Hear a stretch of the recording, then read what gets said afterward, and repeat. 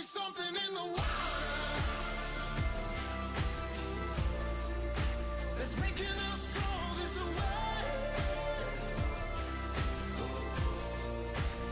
So tell your mothers and your daughters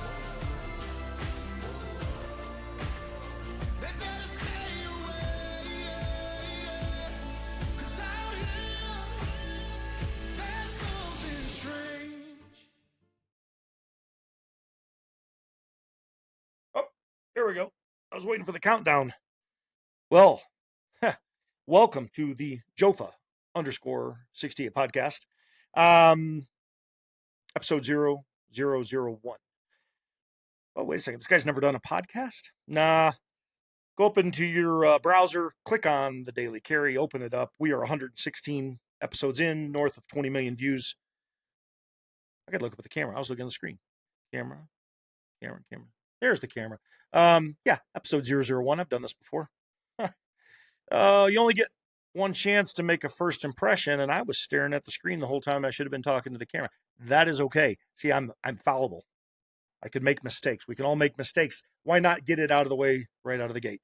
But no, in all seriousness, the Daily Carry podcast, my humble co-host, Jared Heyman, creator, designer, developer, financier, presser, pusher of all things Daily Carry, Pit Boss Grappling, tens of millions of views.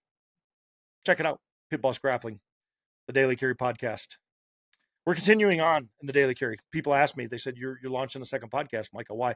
Well, the Jofa_68, Jofa for the hockey helmet that I've been wearing for 50 years, underscore, because we'll always focus on truth and facts, and 68, because dadgummit, that's the year I was born, so why not? Plus, it's my handle on Twitter, Instagram, not Facebook. I just use my name on Facebook. Maybe I'll change that, or I'll add to it. I don't know. It's also on YouTube, and probably will end up going on Spotify and Rumble and wherever else I decide to throw this podcast up. This is going to be a long format, topic specific deal. I'm going to list off some rules of engagement in a second, but since you only get one chance to make the first impression, as I mentioned, I want to do it right out of the gate by saying, first of all, thank you. We're north of 20 million views on the Daily Carry podcast. The Daily Carry meaning what you carry on your person, your EDC, your everyday carry, plus what you carry in your heart, plus how you carry your scripture. You might be the only version of a Bible somebody ever reads. I've been saying that for a long, long time. Make sure they're reading Ephesians and not Revelations every day. Show a little love, show a little mercy, show a little grace, but seek the truth in love, find it, get after it, and then stand in the face of evil. Call it out, shout it down, fight it if you must. It's pretty easy. Tonight's episode is going to be on Charlie Kirk, episode 0001. It's going to be on Charlie Kirk. Charlie is the primary reason I am starting this podcast. The Daily Carry will continue on and get bigger and better. Jared and I, many things on the agenda checklist to be done and things that we want to do to grow it.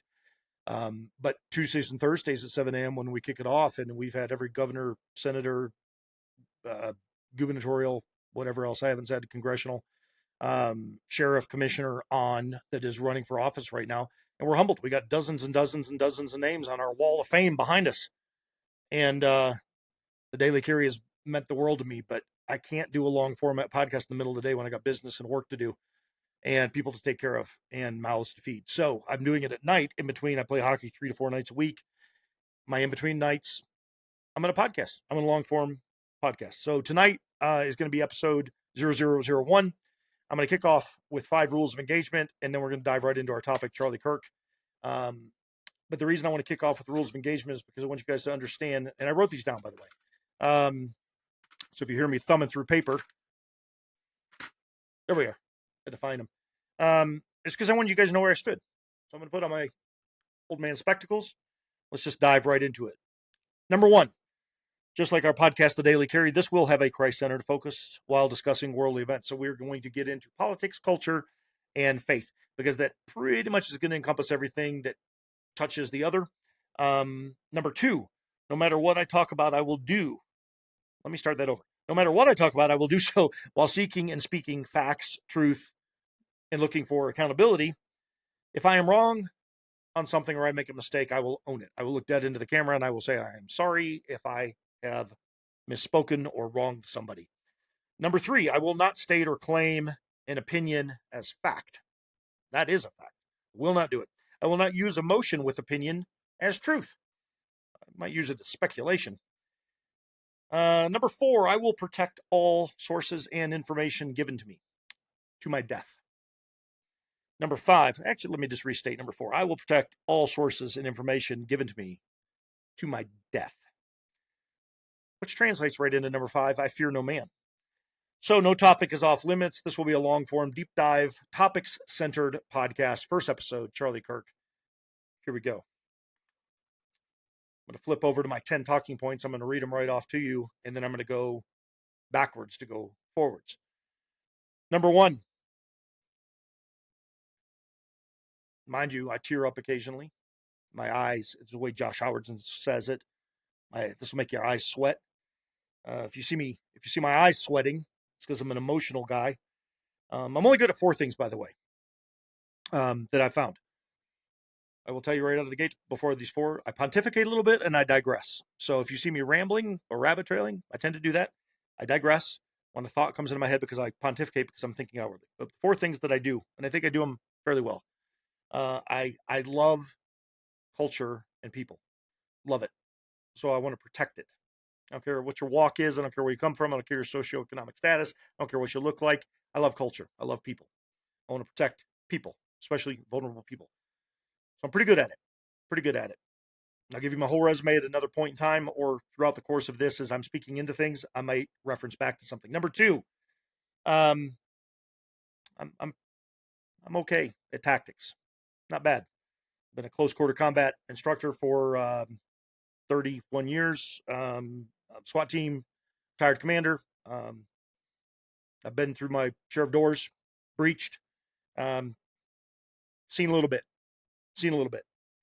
taken some fire, a handful of times, too close.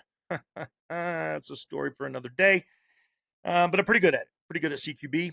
I consider myself a pretty good mid-level guy. There's guys that are top tier, lead operators. That's not me. But I'm not a bottom feeder. Not my first rodeo, as they say.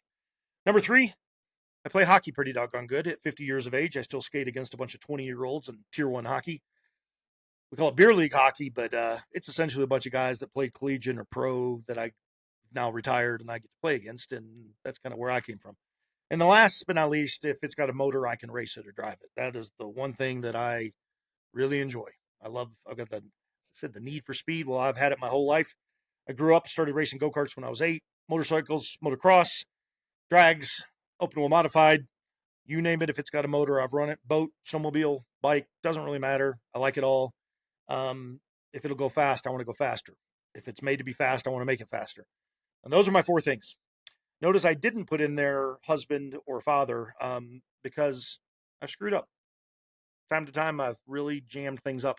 And I'm still trying to figure out what it's like to be, I'm a pretty stout, good leader, I think, a strong man. I'm not always a great husband. I tend to step in it sometimes. And as much as I would love to say I've been a loving, devoted father my entire life, without crying on you right now because I'll get emotional. I live, breathe, and die for my wife and my kids. And I still screw things up periodically. So I didn't put that in my top 4 things that I do well because I trip over myself every once in a while. But I want you to know you're dealing with an honest man and a human being, and I'm fallible, as you saw in the beginning of this when I was looking down instead of looking up. All right. To the episode tonight, because I said I was going to have this introduction done in 10 minutes. Well, I'm 8 minutes and 24 seconds in, and dadgummit, I've only got 40 more seconds to go a minute and 40 seconds. Let me just show you where it all began. Let me show you where the daily carry began. See that? That is 9/10/2024. It's got parentheses around the day. It's got my signature and Jared's signature underneath it. That's the day we met. A month later, we were talking about a podcast. A month after that, we started 116 episodes in, 20 million views later. The daily carry is off to the races. And now Jofa_68 is off to the races. 55 seconds ahead of schedule. Not bad. Put that in overdrive. All right, here we go. Top 10 topics we're going over tonight. We're going to go forwards with them, and then I'm going to go backwards. We're going to talk about each one. We're going to deep dive into this. It's going to be long format. There's going to be no overlays, so you do not have to worry about watching anything. If you just want to put this on and listen, that's great. First thing, how was he shot? How was he killed? Excuse me. How was he shot? Ha! See, there's blunder number 2. How was he assassinated? And this isn't a funny topic, by the way, but how was he assassinated? Was he shot? I don't think so. Number 2, the immediate dismantling of the crime scene by his staff, specifically related to cameras and SD cards. Number 3, perimeter security set up, and then ultimately the exfil by his EP. Number 4, the alleged empty hospital. More to come on that. Number 5, the Superman neck. Number 6, Tyler Robinson in custody 33 hours after Charlie's death. Number 7, the gun, the infamous 30-06 rifle. Number 8, the crime scene is paved over. Number 9, the timeline events of September 9th. And finally, number 10, my talking points for tonight, the infamous Dodge Challenger. All right, number 1, let's go back to the beginning. We'll go backwards to go forwards. How was Charlie Kirk assassinated? Over the course of the next couple hours-ish, again, long form podcast. If you can't sit down all in one big deal, take it in doses. But I'll break things up into clips. I'll hit some of the highlights, throw some things out. But I will think through this outwardly. I will pontificate. I will bring up talking points. I will bring up what other people have done. I will pay homage to what others have done. I will give credit where credit is due. I will call things out as I believe they should be called out. I will seek the truth. I will tell the truth, and I will own my mistakes. How did he die? Well, to tell you how I believe that he died, I got to go back to September 10th, 2025 in the electrical aisle at Lowe's. I'm a hockey player. I'm frugal. I buy, instead of buying $4 to $5 roll hockey tape, I buy electrical tape. Laugh at me, hockey players, but here's a little money-saving clue for you. Electrical tape is flexible. It can get wet. Nothing bothers it, and it doesn't leave a residue when you take it off. So 10 rolls for $10 goes a long way if you play hockey 4 nights a week versus 5 rolls that go 2 games. $5 a roll that go 2 games. So I'm standing in the electrical aisle at Lowe's. I told you all that to tell you this. My phones, 2 personal and business lines, are going off like crazy. And I'm standing here holding 2 different rolls of tape in my hand, a $9 or $10 roll and a $12.99 roll. One says heavy duty, one says not. I've been buying the non-heavy duty tape for 30 years. I'm like, do I want to spend the extra $3? In the meantime, my pocket is vibrating. I finally pull one of my phones out and I look at it, and I've got like 17 missed calls, 2 FaceTime calls, and I don't know how many texts. That's not normal. And so I go to the top one, the first one, which is 4 consecutive calls in a row from the same person, all back to back to back to back within like a minute and a half time frame. So I call this person back. This is a friend of mine I've known 30 years, 31 years. He is an EOD guy. This is important. And he called me and hung up 3 times to call for a 4th. And so when I called him back, he said, "Have you seen what happened?" I said, "No." "What happened?" He said, "Charlie Kirk's been killed." I said, "What?" He said, "Charlie Kirk was killed." He didn't say he was shot. He said Charlie Kirk was killed. And I said, "How was Charlie Kirk killed?" Now, to paint a picture for you, this friend of mine that called me, this EOD guy, has extensive knowledge and understanding of explosives. So let's get that out of the gate, right out of the way. Right. Let's get it out of the way right out of the gate. Let me stay there. I'm tired, by the way. I've been up since 4:30 this morning. It is 2011. For those of you that don't speak 24-hour time, that's a long freaking day, and I'm just starting the podcast. So I said, how did he die? And he said, "Well, I'm going to show you." So he's a big fan of Charlie's. Charlie apparently was going to do an announcement that day at the UVU campus. I was not aware of this. I didn't know this. I listened to Charlie Kirk periodically, but didn't know that. But my buddy's a big fan, so he was recording it. Charlie goes down He says, I'm going to play it for you. Put your phone on FaceTime. So I did. And he said, watch it. So I said, I'll give you a little bit of a resume as we go along. So my EMS career, if you want to call it a career, I guess, my stint of a decade and a half of in EMS started in 91. And I started out in many different areas, neonate, medic, flight, junk like that. I've seen my share of scenes, worked my share of deaths, numerous, both on the street and in the ER where I worked, where I did both clinicals and I was employed for a period of time until I went eventually over into my law enforcement career after my wife and I got married. So I cross-pollinated in the law enforcement realm as well as the tactical medical side specifically. So, circa September 10th, 2025, I've got 32-ish years under my belt, be it law enforcement, EMS, executive protection, detail working, tactical training, instructing since 1995, both on the medical and tactical side. I've done a little bit, not a lot, not top tier, not what some guys have done. Certainly not a doctor, not a critical care nurse, just lowly EMS specialist kind of guy. But I've worked some scenes to include a handful of homicides, pretty notable, and some really bad scenes. Anybody that's ever been in the EMS world for more than about 5 minutes, you've worked your share of them. I happen to work in a high-speed area, so I worked a lot. I'm painting that picture because I want you to understand that when I saw the video of Charlie Kirk go down, and my friend was asking me, what do you see? He's asking me not as his friend. He's asking me as a tactician who's been there and worked a lot of these scenes. Now, I will tell you, in my entire career, I have only seen one neck injury in person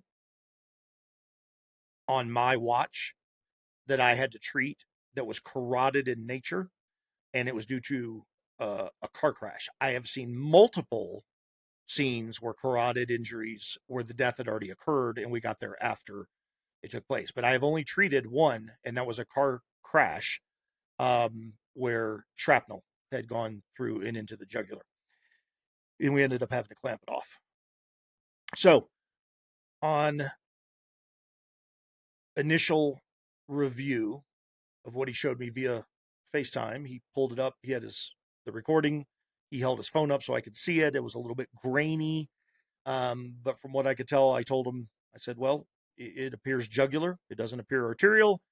It appears that he was almost instantly paralyzed or something to do with the brachial plexus going down, just based on the way his body tightened up and the way it moved, the fold of his hands, all of it, the way he slumped over. And then it looked to me that he was dead before he hit the ground. My friend says, I concur. Now watch it again. And this time he lowers his phone on the image that I'm watching in the video that he had recorded, and he hits play.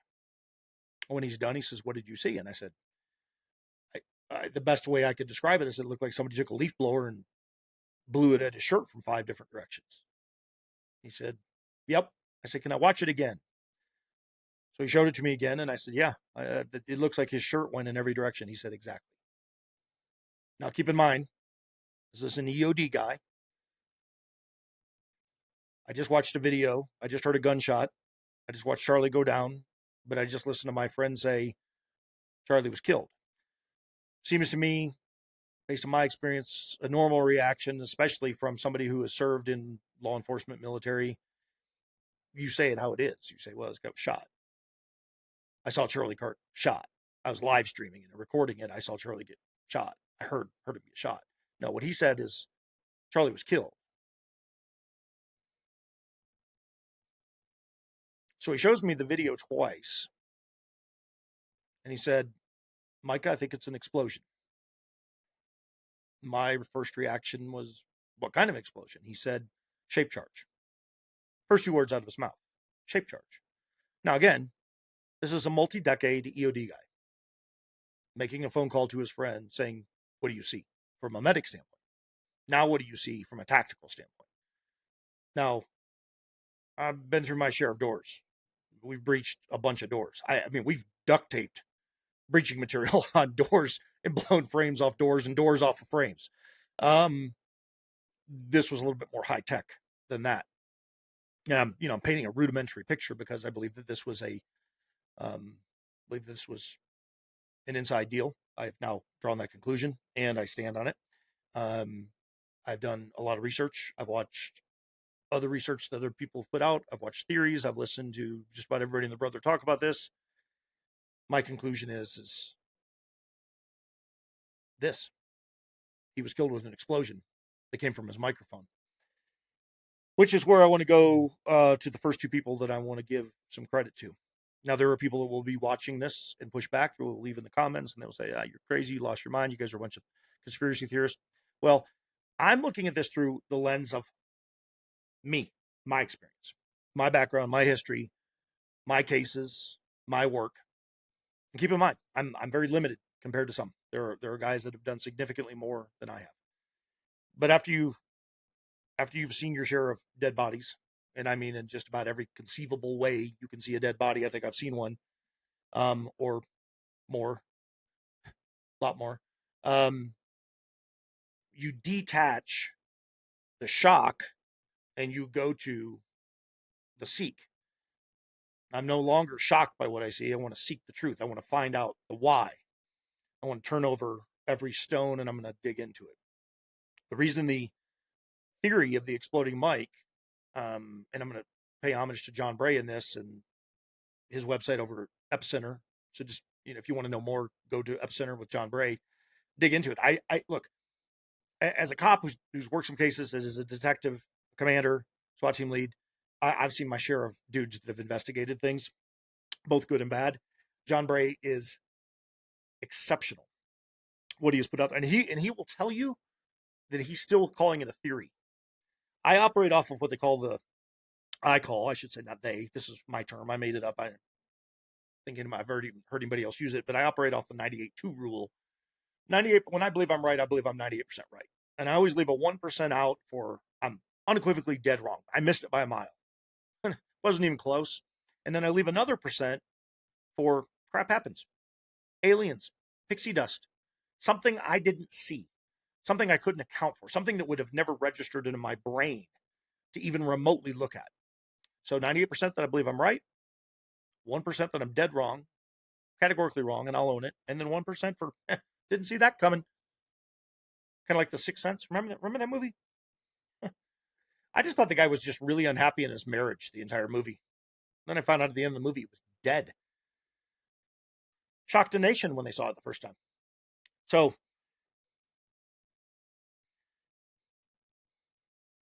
here I am looking at this, asking questions, and I look at what John Bray has done, and he is, look, there's no way I could spend 3 episodes talking about John Bray. Hopefully, John, you and I are going to sit down and have a beer at some point, and I'll interview you and have you on the podcast because I would really, I know your take is out there. You guys can go to, I believe it's Trigger Smart. And by the way, I'll give, there's like 4.8 million podcasts in the world. I'm just now putting episode 1 out of the Jofa_68 podcast. I'll give credit to anybody. I don't watch me, watch them. It doesn't really matter to me. I'm here to speak the truth. I'm here to put it out because I'm going to stand in the face of evil. The whole point of this podcast is standing in the face of evil, talking about faith and culture in politics and how we have just torn apart society with our two-party system and so much that is going on here in current. Then you go all the way back to Roman times and forward to the Magna Carta. I mean, just all over the place. I mean, there's so much that has happened in the history of the world, and it almost always centers in around politics and culture, and politics and culture, and truth and lies, fact and fiction, on and on and on and on. Charlie Kirk said, "Never stop asking questions." Well, I'll never stop asking questions. Half the reason I'm doing this podcast, as I said earlier, is because Charlie Kirk was taken from us. I admired, I revered Charlie Kirk. Oh, to have a brain pan like that.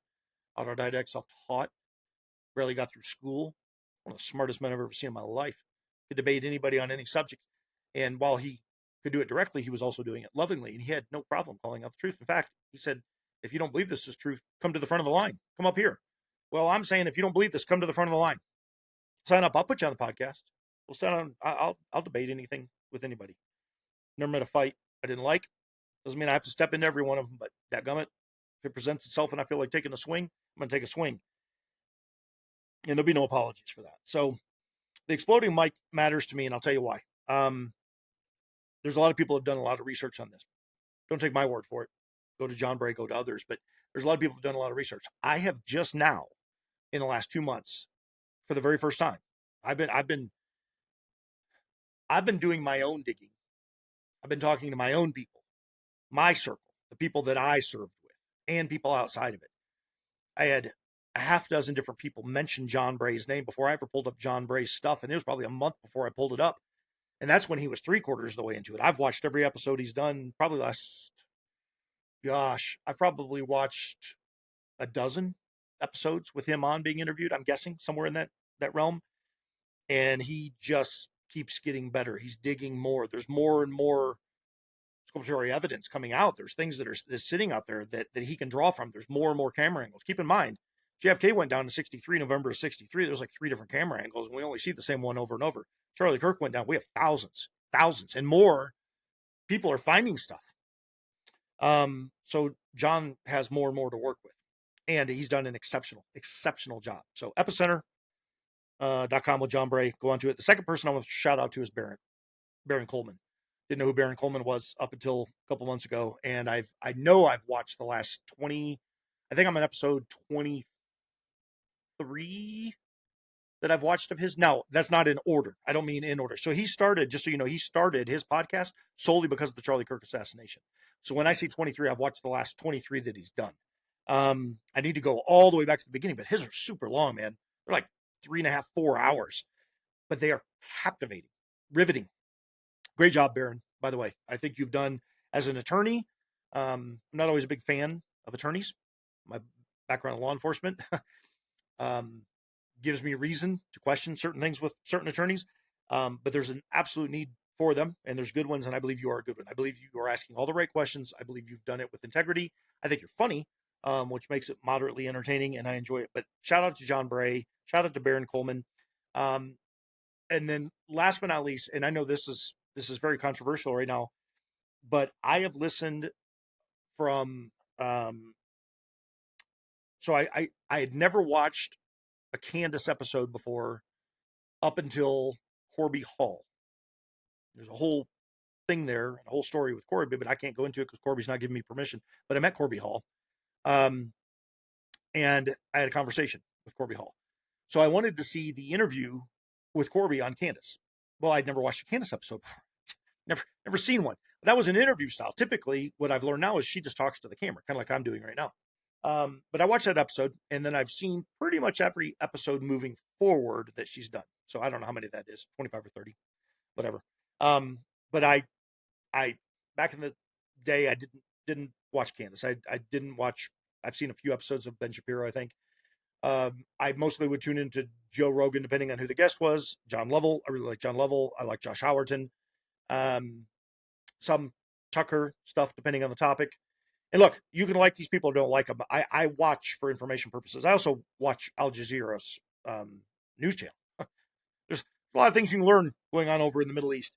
But I like different sources. I tend to lean conservative, middle ground conservative from the standpoint of my politics. I am very anti-abortion. I believe abortion is murder. I am absolutely for the protection of children, absolutely for the protection of women. I don't believe a man can be a woman can be a man. I think this trans thing is idiotic and stupid. I can't even believe the world is debating on it. That'll be a whole other 2 or 3 or 5 episodes.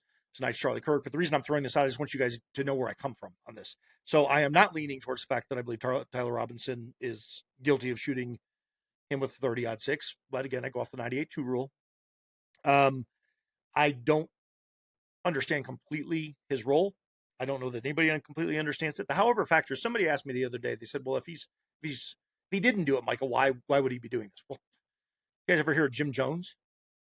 I convinced 900 and some people to drink cyanide Kool-Aid. Come on. David Koresh. I mean, the guy thought he was Jesus Christ. The guy wore glasses. I'm wearing glasses. I mean, the guy could walk on water, but he had to go down to get his vision checked. Come on. So people will follow along blindly to something. It could very well be, and I will get into this my theory on this in a second, that people are placed into decision making by fear. Some people do it for financials. Um, I mean, the oldest profession, there's girls out walking the street. Very, very sadly, it breaks my heart that a woman would give up her body to another man that they don't know for money, 15, 20, 30 bucks. So what would you do for $1 million or 5 million if money's involved? What would you do to protect yourself out of fear? Somebody comes to you and says, hey, here's a picture of 20 of your family members. You pick the 5 you want to die if you don't stick with our narrative on this thing we're telling you to go do. And if you don't go do it, then say goodbye to 5 of your family members. I mean, who wouldn't do that? So there's reasons. There could be a very, very strong reason that Tyler Robinson is in custody right now. And just because we don't all know it doesn't mean there's not a factor sitting out there that absolutely could be overwhelming. And there's a lot of people digging into this. There's people that are pro Tyler. There's people that are anti Tyler. There are people that think Tyler unequivocally is the shooter. There are people that said, no way. But there's very little in between. You ever notice that? Very few people saying, yeah. Very few people in between. But I go to the mic. I go to the exploding mic, and I'll tell you why. I think John Bray has done an exceptional job. If you really want to know all the intricacies behind it, I'm going to give you the quick oversight version. I believe that this thing was set up. I don't believe that everybody on Charlie's team was involved. I do believe there's a handful that were involved. I think Baron Coleman has done a good job asking a lot of those questions. I think Candace, from what I've seen, has done a good job asking those questions. But John Bray is all science, man. He's captured the cone. He's captured the megahertz. He's captured the explosion from the mic, I believe, from 5 or 6 different camera angles. All just the simultaneousness of it. He's taken the white noise out of the background. I mean, he's captured frame rate, matched it up with cone overlay from the supersonic round. I mean, there's no doubt that there was a gunshot fired, and there was no doubt that Charlie Kirk went down. I just don't think he went down with a gunshot. I think he went down because the mic exploded. And I believe when the mic exploded, the people that set it up, you got to keep in mind. I mean, I do remember talking about the Daily Carry podcast. We have guests on. They put on Rode mic, the exact mic that Charlie was wearing. Mind you, our folks wear the exact same one, and so it's not uncommon for us to go out to the range with. And lately, we've been going out with gubernatorial candidates and doing what we call the gubernatorial shootout. We go out and have some fun. We go out to a range, put up some targets. We ask some questions about what they're going to do for Colorado, and then we throw some lead down range. It's been a fun time. Well, they're wearing a Rode mic, and they wear it on the outside of their shirt. It's got a little wind thingy on it that keeps the noise down, the white noise down when we're outside. A little foam cover, a little hooey on it. Well, if you know anything about Charlie Kirk always picked up a handheld mic everywhere he went. On stage or out in a debate. Didn't matter. Handheld mic. Always drank the same peppermint tea, honey, lemon thingy. The guy was routine. Routine is the point. Measured, disciplined. The reason I go to the mic, you got to go back a few months before Charlie died, or he was killed, assassinated, martyred in front of the world. And you got to go to the time frame when they started putting a Rode mic on his lapel of his jacket or on his t-shirt. And look, I've clipped these things on. I've clipped them on myself. I've put them on other people. There's an external clip and or a magnet. There's a couple ways that you can mount these things. And we just use the clip. We just clip it right to the shirt, holds in place. Clip it to your hat brim, holds in place. But there's also a magnet portion that you can use on these things. And you put the magnet on the inside of the shirt. You put the microphone on the outside. And it's pretty daggum strong. I mean, it withstands a fair amount. But I call this the frog in boiling water mica theory. Charlie's the CEO, the boss, the head honcho, the guy, the man. He's shows up. He works the crowd. He's throwing hats. He's waving at people. He's working the crowd. He's amping everybody up. He's getting everybody ready to watch this debate. Guy's not paying attention to audio, video. He's not asking if the camera's adjusted. He's not asking if the sound is turned on. He's not checking if his chair is in place or the table's at the right height or if the banner's hung straight. He's got handlers for that stuff, man.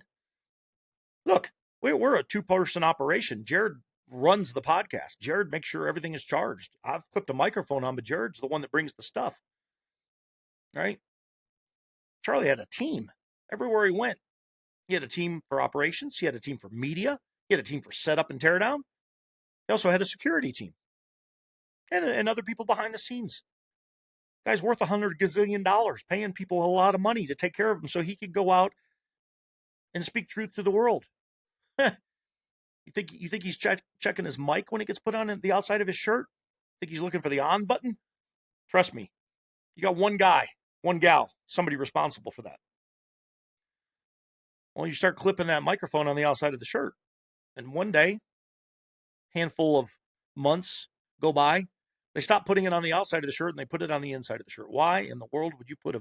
That would be like me taking this microphone in front of me. This is all you would hear if it was on the inside of the shirt. It'd just be rubbing up and down against Charlie's skin and the inside of his shirt the entire time. The reason it sits on the outside is because it's away from the fabric. It's got a noise reduction little foamy thing on it, but it's recording. It's a transmitter. It's a microphone sending a signal. It's got a megahertz frequency hooey thing. Guys that know AV stuff speak more intelligently than me. I'm an idiot. But I know a signal's got to go back and forth, which means it's got to have a battery inside to receive it, to send it. It's got to be powered.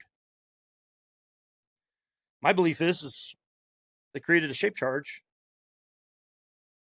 John Bray's belief is they used something probably along the line of PETN, PETN. I know I've talked to a handful of EOD guys that have used it, and they said it burns very, very fast, very hot, and it's very powerful. It'll blow angle iron in half, quarter-inch angle iron in half. It doesn't take a big dosage of it. Imagine what you would do if you put a shape charge inside of a small box measuring whatever the size is, 2 inches by 2 inches. Put enough powder in there with a shape charge, directional charge, put it on the shirt, angle it a certain direction, point it at the heart. Next thing that happens is send the signal, boom, goes off. Well, here's the kicker. This is my take. I believe John Bray has a similar take, but this was my take sometime before I watched it on his show. I called it the boiling frog theory. Put a frog in a pot of water, turn the temperature up 1 degree at a time over a long period of time. Eventually, the water starts boiling. Frog never feels it coming. It's an analogy, but it works metaphorically.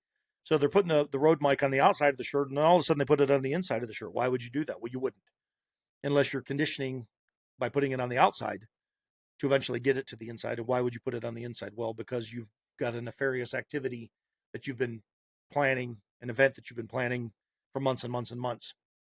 This wasn't something that happened in the witching hour. It didn't happen the night before. Somebody didn't just show up and go, I'm going to do this. Put the microphone on the inside. Makes no sense. You'd capture nothing but scratchiness. You'd only have one reason to do it that I can come up with. I think John Bray drew the conclusion. I think Candace has gotten onto it. And I think the world is starting to wake up to it right now. A lot of people push back originally. There's a lot of people saying Candace lost her mind. I'm not defending Candace. I haven't heard the episodes where she went after Erica. I'm going to go back and watch those because I want to see if that's true. All I'm hearing Candace do is ask questions right now. Well, she'll throw a little sarcasm in there. She clearly doesn't like Andrew Colvett and Blake Neff, but I've watched a handful of things they've put out. I don't like them either, quite frankly. I think they've taken what Charlie has built and they've destroyed it. I said it. I think it was a month and a half. I was on the Daily Carry podcast about a month and a half after Charlie was taken from us, and I said, Turning Point USA is done. And it's not because I had a conspiracy theory at the time or because there was a bunch of people questioning all the things they're questioning today. I said I think they're done because there's no other Charlie Kirk. There's only one Charlie Kirk. Period. There's one. End of story. There was one James Earl Jones to play Darth Vader. There's not another James Earl Jones. There's only one man that I know with the brain pan of Charlie Kirk, and that was Charlie Kirk. I said Turning Point's not going to be able to replace Charlie Kirk, no matter who you put in. I mean, you might find somebody super talented, but with his brain pan, with his measure, with his credo, his mantra, his ability to think on his feet, to answer, to debate, to bring truth to the front of the line, to debate those that didn't like truth, to sit down and be able to do it off the top of his head, with his charisma, his personality. Turning Point USA, I called it, and it's true. except for it's true for a lot of bad reasons now that I didn't see coming. But they're here. And Blake Neff and Andrew Colvett and others. Wow. I mean, you guys you're basically doing the polar opposite of what Charlie said. You're telling people not to ask questions. You're mad at people for asking questions. And I'll get to my reason why I think you are here in a few minutes. I absolutely am looking at the camera when I say this. I'll stand on it, and I'll say it as my opinion. I know a lot of people have drawn a lot of conclusions through a lot of research, and I'm going to lean into some of the research. But my opinions that I'm throwing out as to the why are mine. I don't speak for anybody else. But I believe the mic is a simple answer. If you pay attention to the day of September 10th, Charlie went out, worked the crowd, threw the hats, came over to stage left. You'll see a gentleman wearing a white T-shirt, I believe it was. Charlie was wearing a white T-shirt. I believe the other gentleman was wearing a white T-shirt. You'll see him put the microphone on. Watch how he puts it on. Watch where the microphone is, and then you'll see Charlie shake his hand, and then Charlie will go sit down, and Charlie will start talking, and Charlie will die. Which takes me to the how. Well, how did he die, Micah? How does a shape charge work? Well, I don't know. I'm not an EOD guy. I can tell you what John Bray is dug into. I can tell you what my EOD buddies have said, that I will protect my sources, but I'll tell you what they said.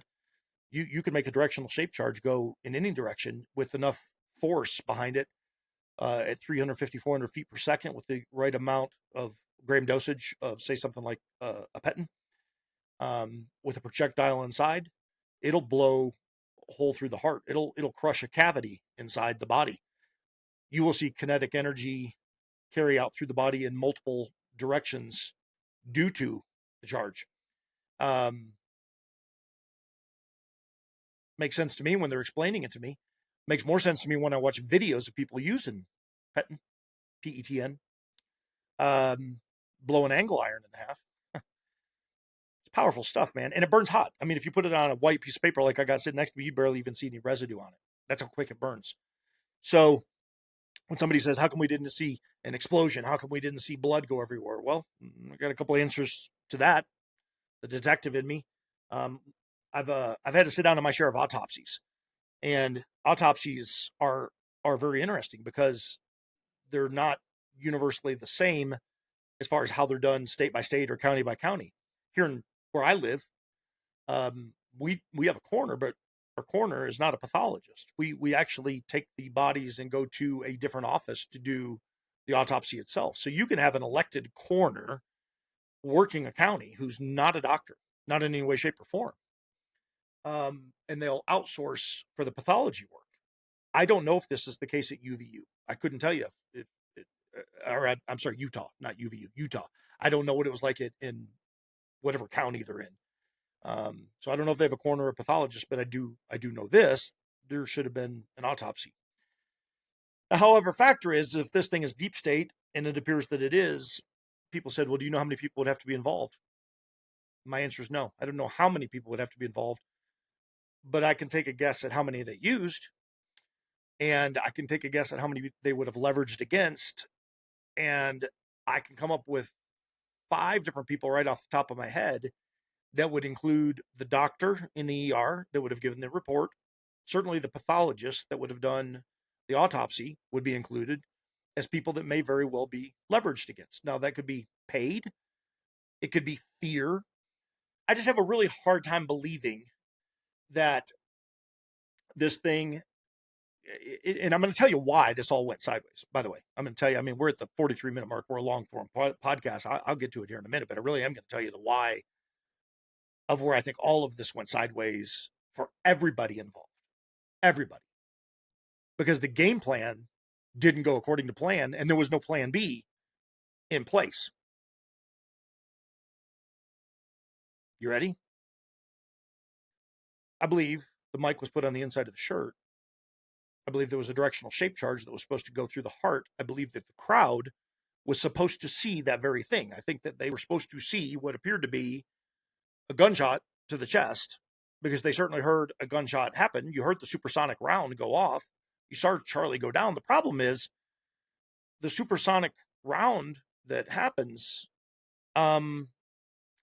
I don't believe for a second was supposed to go through the neck. I believe the look, because this was supposed to be a controlled kill, controlled assassination. I believe this was we got our shooter, we got our alibi. I mean, keep in mind, the feds had everything. So I'm not completely understanding why they were totally involved.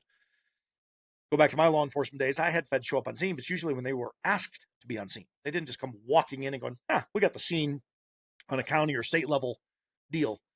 Kind of weird. The Cash Patel and the FBI was immediately involved in this thing about 8 minutes in, and they had everything from pixie dust to fingerprints to the weapon to the alibi to the non-alibi to the love letters to the DNA to the car to the pictures, and on and on and on and on and on. And again, I'll go off the 98-2 rule.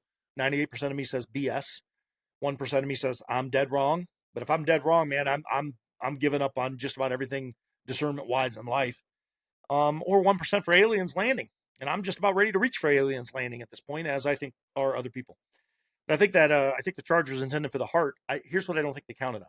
And I think John Bray has done an exceptional, masterful job. He still calls it a theory, but I believe the science behind what he's put out there tells the story. I believe the shape charge. I believe everything went off, but what they didn't count on was the battery. I don't think that the transmitter battery inside the Rode mic was what exited out of his neck. I don't believe that to be an entrance wound at all. He has slowed it down in the frame rate to where you can literally see a square chunk come out of Charlie's neck. If the Rode mic is on the inside of the shirt, all it's got to do is travel up through the skin across the rib cage. Just imagine it just coming up through the throat, out the neck. A few hundred feet per second. Only thing slowing it down is human tissue and whatever it's hitting off of. That doesn't mean there wasn't a projectile inside. Doesn't mean there wasn't some degree of metal inside that was utilized that blew through the heart anyway. It just, my guess is the concussion of the explosion just killed the chest cavity. And here's why I say it. When my buddy called me up and he said, "What do you see?" I said, "Jugular." Remember earlier when I said jugular, not arterial? Here's why. If his heart was pumping, the blood would have shot out the side of his neck. I had somebody recently say to me, "Come on, man, that doesn't happen."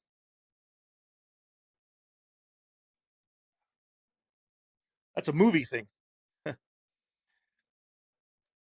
For those of you thinking whether or not that this is jugular or arterial or whether his heart was working, look, I'll concede medically something else could be going on. I'm not a doctor. I'm not a thoracic surgeon. I'm a lowly EMS guy who's worked his share of bodies, his share of death scenes, his share of reconstruction scenes, investigations.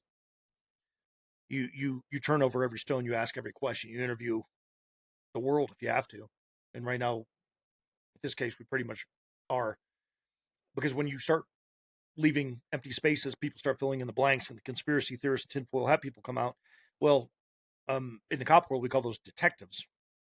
You're asking questions. You're digging into stuff based on you're looking beyond reasonable suspicion and probable cause to get to beyond a reasonable doubt. Well, I want 100% conviction rate, so I want 100% evidence that gives not beyond a reasonable doubt. I want certainty. I want certainty every single time. Look, I had a really good FTO in law enforcement. I'm going to go back to the neck injury here in a second because I digress. I told you I digress because I pontificate. I had an FTO in law enforcement in 1995 at the Richland County Sheriff's Office where I started, and he was exceptional. You know what he did the first few days? I came out of the academy. I'm excited, man. I'm like, hit the ground running. Let's go police. I'm ready to go get in a car chase. Let's go catch bad guys.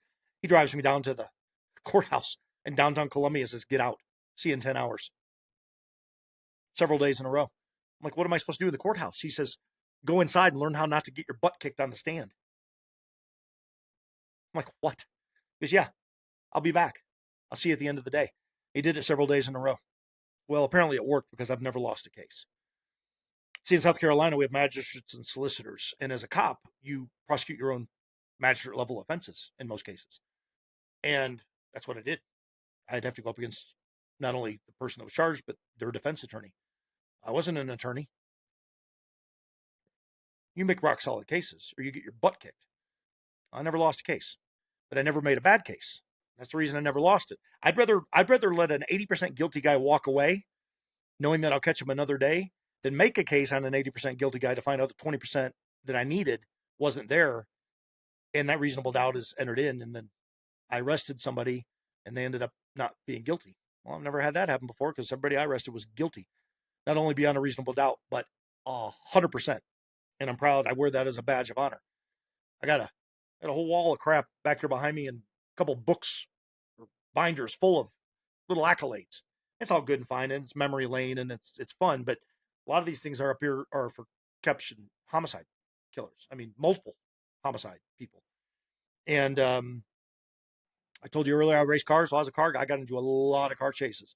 First thing I do when I come into the agency when I was a street cop is I'd go grab bolos for stolen cars. I go car hunting. Usually when you find a stolen car, well, you find a gun or you find a guy who's done something else. Sometimes you get lucky and you find a kid that's been kidnapped in it. That happened twice to me in my career. So I went car shopping, I used to call it, at night. And I got pretty good at it, man. I love chasing people. I love pitting them. I love watching them get out of the car and run. For a white boy, I was quick back in the day. I liked running and catching people. But I like solving cases more. I like seeking the truth. I like protecting the innocent. I love protecting kids. I love going after the guys that beat up on their wives, the cowards that they were, and I love putting them in jail. I watched a man be taken from this world in front of the world. I want this case solved. I want the truth. I say better to let 100 moderately guilty men walk free than to put one innocent man in jail who potentially could face the death penalty. I don't know Tyler Robinson's role in this, but I know this. 98% know this. He didn't get up on a roof with a 30-06 and shoot Charlie Kirk. Back to the neck injury. That's how far I digressed. I digressed for 11 minutes. Forgive me. Neck injury. Pull up Richard Zednick. Go to the NHL. Pull up Richard Zednick. I believe he was playing for the Philadelphia Flyers. If I have that wrong, forgive me, Richard. But Richard Zednick got his artery cut by a skate blade. The blood shot out about 17 feet, I think was the measure they put on it, from his neck, 17 feet. And it continued shooting out. And Richard was smart enough to get his glove hand up on his neck and skate immediately to the bench. And the trainer medical person was quick enough to get the towel up there and put pressure on it. And thank goodness they had a doctor back there that knew what to do on a neck injury and get some clamps on it. And Richard Zednick lived. He lived, man. That game, you want to talk about the hockey world coming to a stop for a minute? The whole hockey world came to a stop. I mean, the whole hockey world came to a stop. You could have heard a cotton ball hit the ground in that hockey arena that night. And then the thunderous roar of applause when they announced that he was stable, that they had stabilized him. That's all they talked about in the hockey world for weeks. So the point is, I said jugular because the blood flowed. Arterial, the blood squirts. I believe Charlie's heart was stopped instantly by an explosion. I believe the battery came out of his neck, and that's where everything changed, right there in that moment. Right then, smack dab right there in the moment was when the only plan they had went wrong. See, I think that it was supposed to look like a gunshot to the chest. My opinion it's just an opinion, is that you got a doctor at an ER that was going to come in and say, yep, that's a gunshot. And then you had a pathologist that was going to go, yep, we did an autopsy, it was a gunshot. And we got our guy, we got the DNA, we got the gun, we got the love letters, we got the trans furry lover, we got the admission, we got it all.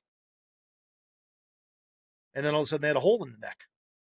And they went, whoa, what do we do? What do we do with this? Well, I can tell you the first thing they did, because we're going to go to point number 2. And we're going to fly here for a second, boys and girls. The immediate dismantle of the cameras at the crime scene. Why? Why, oh, why would you do that? Well, capture the footage. Maybe you're a really critical thinker. Maybe you're an AV guy who's got your passion is watching true crime. And you're like, man, I got to grab the SD cameras out of these, or the cards out of these cameras, and immediately preserve this for every law enforcement agency. Well, that'd be quick thinking. That's smart. That's good. No problem with that. But what I'm going to do is when I grab it out of the camera, I'm going to look around very, very suspiciously to see if anybody is watching. And I'm going to repeatedly look around And then I'm going to immediately, in the middle of this shooting scenario, run over and grab my laptop, reach into my pocket, pull out what appears to be an SD card, and I'm going to stick it in to a laptop, and I'm going to start playing what appears to be this SD card that I just pulled out of this camera.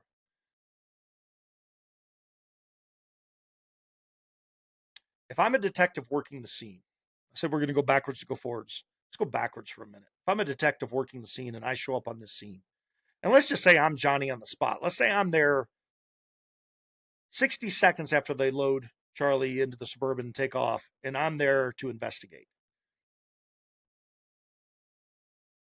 My crime scene is the UVU campus. Everybody's looking at this tent and saying they paved over the crime scene.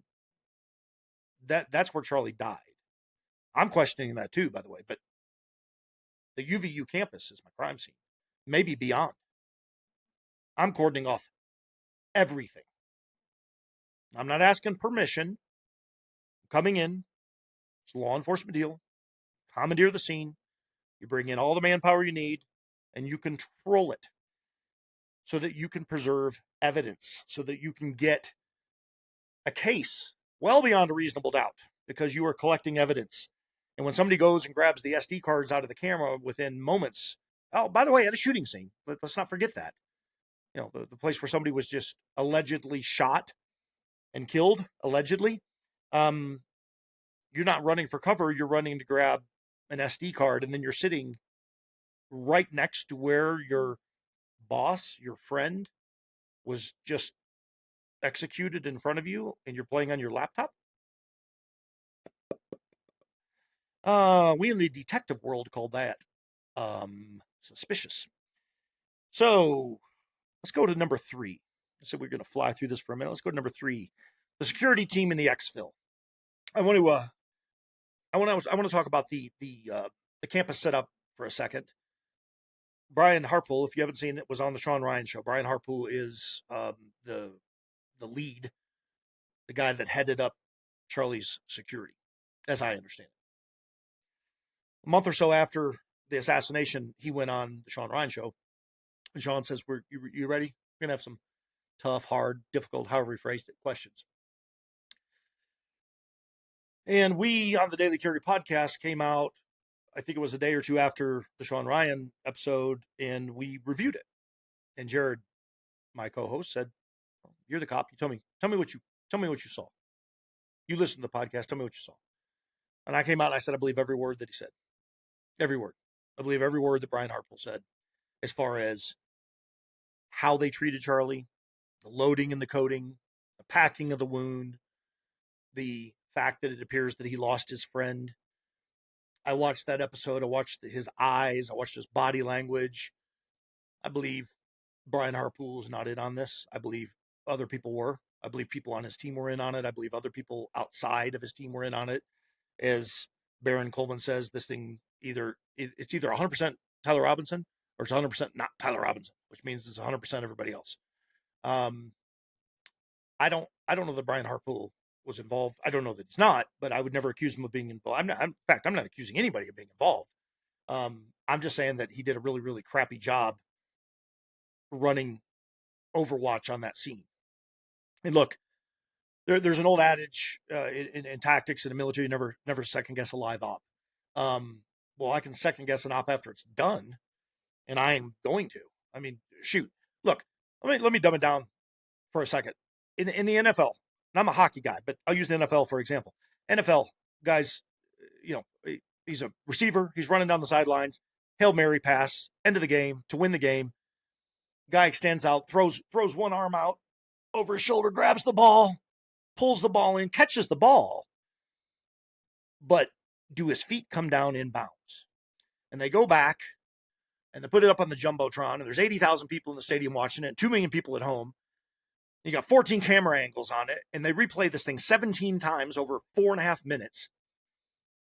And they either rule it a catch because his toe was in bounds, or they rule it not a catch because his toe was out of bounds.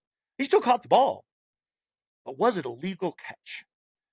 Look, when you have all day and multiple camera angles, 17K high def NFL capability, you can look at a blade of grass on the ground. When you got Bigfoot cameras on the UVU campus, you get the whole world tearing Candace Owens apart because she's questioning 4K stuff that other people are testifying on camera to. When I say testifying, I mean influencers coming out and saying, "Oh, I saw this. Let me testify. Let me tell you what I saw inside. It's undeniable." Okay, well, we've learned that's not true. So what else is not true, right? Well, I'm going to go back and I'm going to examine the footage that I saw. All right, we're going to do the NFL for a minute. We're going to look for the blades of grass. Here's where I had a problem with Brian's interview and what he told Sean. One of the things that he said, and I highly suggest you guys go listen to this. It's not hard to find. He kept blaming the cops over and over. Blame the cops. Blame the cops. Blame the cops. I reached out to the cops. They said they'd be there. They weren't there. What was I supposed to do? Well, Bri, I don't know if you've ever been to a concert that's been delayed because, let's say, the lead singer had to hit the head real quick before he went out, or maybe they had a mic issue. No pun intended. Or am I? There's a myriad of reasons why a concert would be delayed. Why wouldn't you delay dropping your package off in the middle of a fishbowl when you don't have Overwatch? And what I mean by Overwatch, for those of you listening, if you don't know what I'm saying, I mean people up on the roof. People up on the roof. Drones and people on the roof. Somebody on the roof with a gun and a piece of glass. A scope, sorry. Or multiple. You got one of the most high-profile figures on the planet paying you guys $1 gazillion to keep them alive. Why in the world would you not put Overwatch up on the planet? Remember the whole Butler thing with Trump? Remember that? Got shot, turned his head the last second, took the ear. I know there's controversy around this, but let's just say for a second that was a sniper. And Trump really did get shot. You know what they didn't have? You know what the Secret Service didn't have? Overwatch. My buddy. One of my dearest friends in life. I love this guy to death. Saved my marriage. Practically saved my life. One of my, I revere this man beyond all measure because he can't be bought. Eli Crane, Congressman Eli Crane. Navy SEAL, SEAL Team 3. Chris Kyle was his CO. Eli, multiple tours overseas.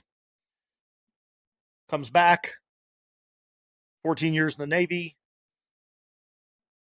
Calls it good. Gets out. Goes on Shark Tank.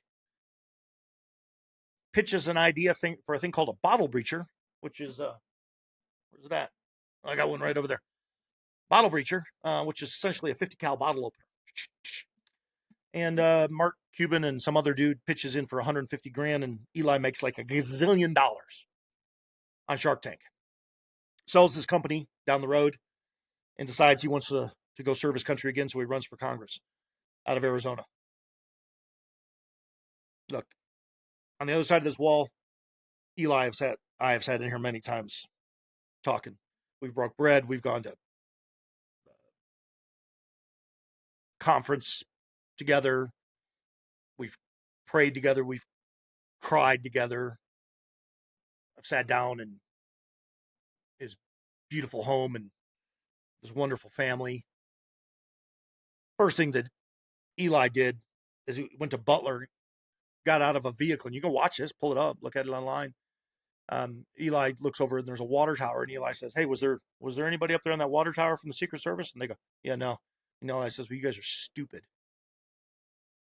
I mean, this is a Navy SEAL sniper, mind you. You know, kind of like Rob O'Neill right now, SEAL Team 6, questioning the exploding mic thing, saying, "Yeah, I've killed a lot of people. I've never seen the shirt do what happened." Rob O'Neill. Yeah. You might know what he's talking about. I'm pretty sure Eli knew what he was talking about in the Butler thing. I bring it up because Brian Hartpole clearly didn't know what Overwatch was. Let me help you out with Brian, son. Let me help you out, Brian. If you couldn't get anybody on the roof from law enforcement, you send your own people up there. You just send your own people up there. And then when somebody from UVU shows up and says, "Hey, man, what are you doing?" "Well, we're Charlie Kirk's security." Well, if they don't like that answer and they call the cops, guess what? The cops are going to come. You're going to get that response that you didn't get initially. You're going to get it. And I'm pretty sure I didn't guard Charlie. I wasn't there. Wish I had been. I would not have moved forth without that Overwatch, bro. You blew that big time. Hate to say it, but that blood is on your hands. Blaming the cops isn't going to get you anywhere. That doesn't do any good. But the security itself, what was interesting in that interview is he said, we felt uncomfortable. We felt uncomfortable about the whole thing. He said it bothered me. He says, normally, and he goes, I and forgive me, I don't remember the exact number. I think he says he usually goes with 8 or 9 guys. If I recall correctly, I think he said he had 13 this day, 12 to 13. So that's 3 to 4 to 5 more than normal because he felt something was off. So he brought extras, but he didn't put them on the roof. I don't know where he put them, but he didn't put them on the roof. And then there's just let's just call it I'm going to call it the CQBD, the close quarter combat protective detail, the hands-on guys. The guys are going to be all over Charlie in close proximity. So if somebody bum rushes the stage, these guys take them down. Those guys. They're clearly all around Charlie. You can see them. They're all the guys with their hands crossed in front of them, all wearing some kind of go bag, wearing sunglasses, heads going back and forth, constantly looking. That's Charlie's detail. And if I understood it correctly, they had a couple in the crowd, working the crowd as well, which is good. But nobody on Overwatch. So Charlie goes down. And then everybody on this team seemed to jump and move. And then they grab Charlie after a period of time. I don't know exactly how long. Baron Coleman will tell you. He's dug into this. But it was a period of time. It wasn't quick. And the next thing you see is they're carrying Charlie. They're not supporting the neck. They're not treating the wound. And they're heading to the Suburban. When I first saw this, 2 things went through my mind. Number one, he's dead. The reason they're not treating him is because they already know he's dead, but they're getting him out. Muscle memory, not going to leave him on scene, yada, yada, yada. There's a myriad of factors I can see where a detail would do that. There's a flip side to where they could have protected the scene and worked him on the scene and allowed medics to get in there and work. But it was a hot zone. I mean, a round had gone off. So, not going to sit there under fire, right? Potential more fire coming in. They're going to get him out of there. So arguments can be made a couple different directions, but the most logical thing is we're gonna load and code. We're gonna exfil. We're gonna get out of here. There's something that caught my attention well after the fact. This was not right away. In fact, the first handful of times I didn't even see it. But then when I did, I couldn't unsee it. In fact, I still can't unsee it.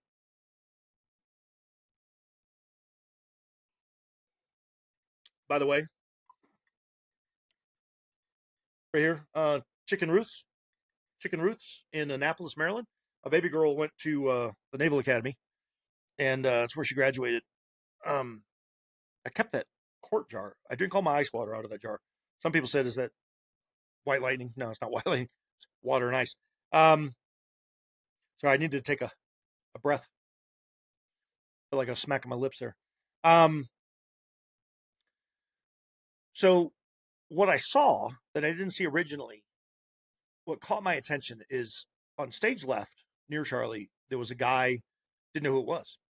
It was a guy, young guy. I think he had blonde hair. Stage left, Charlie's maybe 8 o'clock. Plain as day now. See it like it's all I can see after watching the video. He's got his phone out. He's doing something with his phone. Charlie goes down and he just casually turns and walks away. Just casually. Let me say that again. He casually turns and walks away. Now, supersonic round. Charlie goes down. Immediate assumption is gunshot. Crowd goes into a frenzy. People start moving in different directions. Team jumps over, doing something with Charlie. Don't know what they're doing. Can't see it. I think that's why the SD cards were taken down out of those 2 cameras immediately, because they don't want us to see what they were doing. If I was the cop on running it, the detective showing up, oh man, I would be getting a hold of those 2 SD cards, and if that footage was compromised in any way, I'd be charging that dude with felonies. big time. But the dude that casually walked away, I see from then a different camera angle, an elevated, probably 30-degree down angle pointed at the Suburban. When you see them come around the side with Charlie, I see that same guy, and he's on his phone. And he's just strolling, man. He's strolling. He's strolling like he's walking through a park, paying no attention, no situational awareness to anything around him whatsoever. He walks right past the vehicle that they put Charlie in and continues right up the road. Like I said, first handful of times I didn't see it. I was paying attention to Charlie. I was paying attention to his team. I was looking for things. Well, in the law enforcement world, on a crime scene, you go from the outside to the middle to the inside, right up to the closest inch.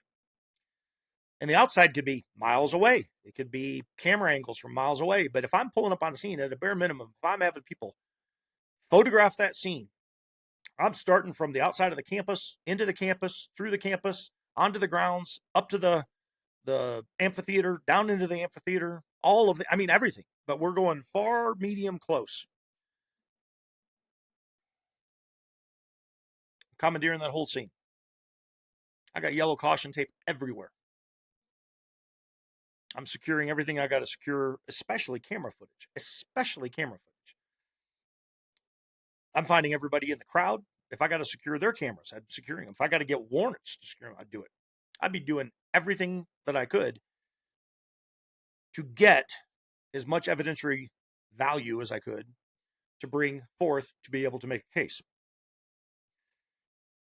Point is, you got a guy who was on his phone, clearly was either he was hidden in plain sight really, really well and nobody cared about him, even though he was just standing there the entire time. You go back and watch it. Right next to security personnel, which clearly they didn't care about him. So he was either just hiding in plain sight and he was just really, really good at doing it, or he was there with them, but he just casually walked away. I don't know if that bothers you when I tell you that, but let me tell you why it bothers me. His name was Mikey McCoy. Now, I've watched Charlie. I heard the name Mikey McCoy before. Didn't know who he was. Didn't mean anything to me, but I had heard of Pastor Rob McCoy. I find out that this is Rob McCoy's kid. Now, Rob McCoy's a kind of a mega pastor. I've worked in the church world, director of security, big church, 10,000 people a weekend, 100 people on my team. I've guarded Andy Stanley, Craig Groeschel, others. I'm familiar with who Rob McCoy is. Mikey McCoy walks away. Rob McCoy comes out that day, the day later, whenever it was, whatever the time frame was, tells people, I believe from the stage of his church, if the video is correct, that he got a phone call from his son that Charlie had died. This big dramatic phone call that Charlie was killed right in front of him and that Mikey was covered in blood. Rob's recounting the story as if he was standing there. There was no... Mikey McCoy wasn't covered in anything. In fact, there was no blood spatter because there was no arterial bleed. I believe his heart was completely compromised. There was no blood flow. There was no blood spatter. Maybe I need to get Michael C. Hall to come in and explain blood spatter analysis to the prosecution and everybody out there in fantasy world that thinks a 30-06 round hit him. The exfil bothers me. They threw him in the rig, didn't treat his neck, got him in there, they're loading and coding, and they go to the hospital. On to topic number 4, the empty hospital. I have not validated this. I have heard this repeatedly. Candace Owens has said it. Baron Coleman has said it. Others have said it. It's been all over the internet. X, it's blown up on X. But it appears, I do say appears, I'll even say allegedly in air quotes, allegedly, a couple hours before Charlie was assassinated, they emptied out the hospital ER that Charlie was taken to. Reports everywhere of this now. Ladies and gentlemen, if that is the case, this adds a very, well, at least one very compelling element, in my opinion, to it. I, as a detective, if I got over there and found out, keep in mind, you'd have to have a lot of people not involved in this asking questions, like we're seeing, but you'd have to have a handful of people that are involved. Well, can you have all of law enforcement involved? Well, I guess it depends on who's standing down the scene. Now, look, I don't know why the FBI was immediately involved. Anybody ever watched a movie where the feds show up, the FBI shows up? Die Hard, perfect example. Perfect example. Ha! Glad that popped into my head. Remember that? Agent, what was his name? No, the other one. Smith, Anderson, I forget. Johnson, Agent Johnson. Both of them were Agent Johnson. One white, one black. Masterful writing in the original Die Hard. They show up and they commandeer the scene. And then they immediately go and get a Huey. And they're going to go up there and they're going to blow up the terrorists on top of the roof. Remember that whole deal? LAPD. You got the deputy assistant chief or whatever he was. Couldn't figure out which way was up. Same scenario here, right? At least it appears to be so. I don't know. But the FBI was there pretty quick, and the next thing you know is all the locals were seemingly stood down, as I've been told. I don't know this firsthand, so this is one of my speculation elements, but I've seen it happen. Saw it happen at a bank robbery. Saw it happen once, right in front of me. Sheriff's Department's there. I'm there. I'm on the fugitive team. Getting a bolo on the car. Next thing I know, the FBI walks in and says, "We got this." Very grandiose, self-grandiose way. So yeah, I guess it can happen. The point is this, all joking aside, there's a lot of people that weren't allowed to be there or ask questions. UVU campus police, I believe, didn't show up, didn't do Overwatch. That's fairly convenient. Now all of a sudden you don't have witnesses that you got to protect or be a part of a big story. I mean, that's where conspiracy theorists could run wild. Where were all the cops? Where were the medics? These questions have been asked. Brian Harpel says, "Man, they didn't show up. What was I supposed to do?" Well, if the narrative is we're going to assassinate Charlie Kirk, we're going to fabricate the doctor's report, we're going to fabricate the coroner's report, we're going to bury Charlie, we're never going to have pictures of an autopsy, close, shut case, because we got our guy, we got the gun, we got the DNA, we got the letters, we got the car, we'll get to that later. We got it all, man. Except for, as I said a while back, I think when the battery came out the neck, it changed the narrative. I think it changed the whole narrative. See, it's really easy to explain a gunshot to the chest if everybody is on board with a gunshot to the chest, whether they're being paid, they're being threatened, or they're just doing it for fun. Anybody ever think? I saw a guy the other day say, well, why would the doctor, well, I think it's fear, personally. I think they probably threaten him. That'd be my guess.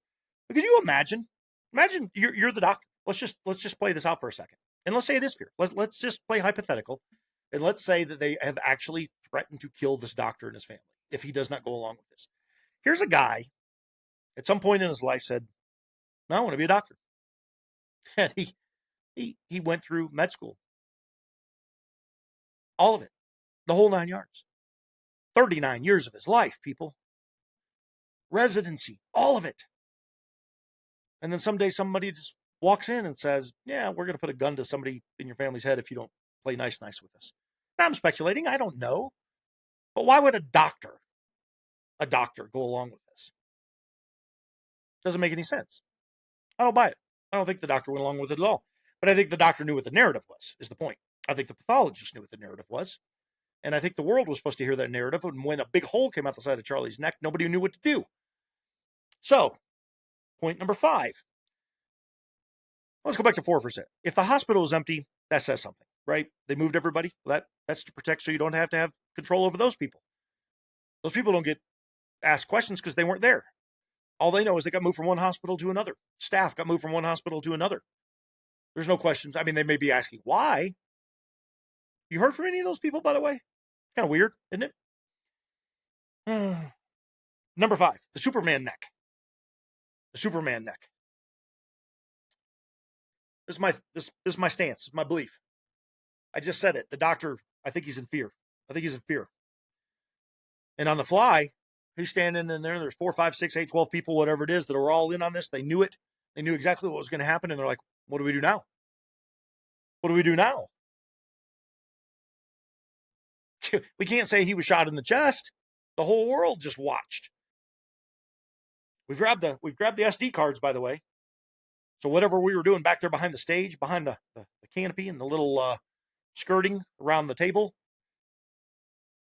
perfect angle from those 2 cameras. Just saying, perfect angle.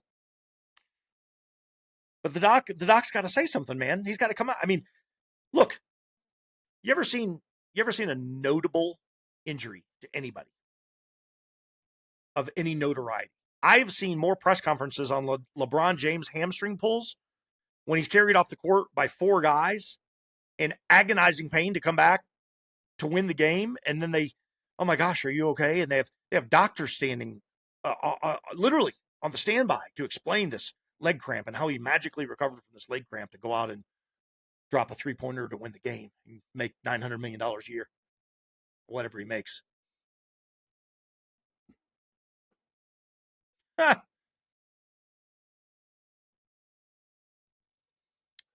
See, if you don't have to explain something, you don't have to explain to a bunch of people, and you don't have a bunch of people that are witnesses, then there's less to cover up. You can control the narrative is the point. Again, if I'm the cop, I'm showing up at the hospital and I'm not in on it,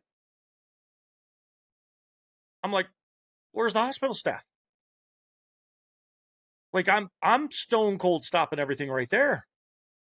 What do you mean nobody's here? Why would nobody be in the hospital except for this dude, this doctor, the Superman neck doctor? Well, I think the reason he used the analogy, I think the reason he came out and said it is because they had to make it up on the fly. And look, I'm going to add something to this that bothers me immensely in this. Immensely. Not only do you have the Superman neck explanation, did you see when all of Charlie's buddies showed up that were there, by the way? They were there. Did you see when they showed up?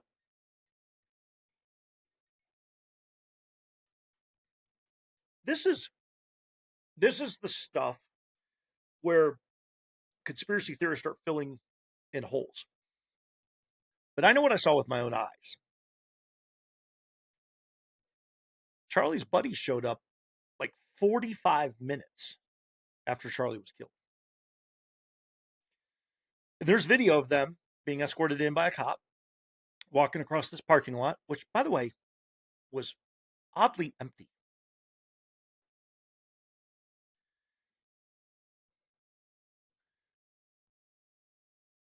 They were walking in like Charlie broke his big toe. A couple of them were on their phones, but they were sauntering. This isn't me being funny. They were sauntering. They were not. There was no hitch in their giddy up. They weren't. There was zero sense of urgency to get inside that hospital. Oh, and by the way, they were 7 minutes away. It took them 45 plus minutes to go 7 minutes worth of travel.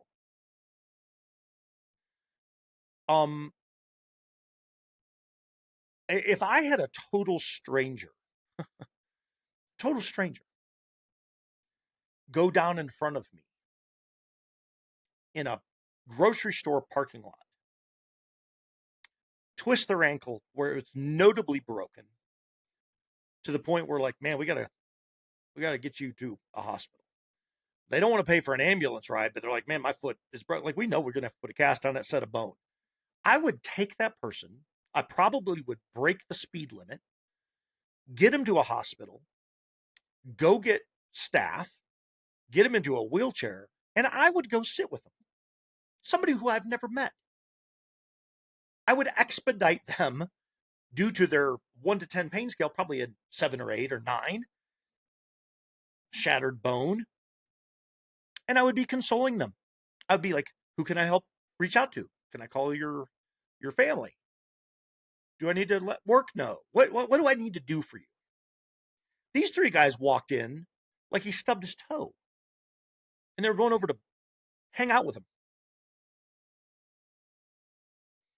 See, the Superman theory changed everything for me. Because the second the doctor ad-libbed that, and I believe that's what this is. I believe it's an ad-lib. I believe they didn't know what to do. They said, you got to go say something. So he goes out and starts describing this thing. Well, it's kind of like this. Charlie's just got a really muscular neck. He drinks a lot of milk. He sits in the sun. That's why he's pale and white. Sits in the sun all the time. He's got vitamin D just oozing out of his body. He's got the tensillary strength of his bone is that of darn near Superman. That's why this round didn't go through his neck. By the way, as I digress, I was a SWAT team commander.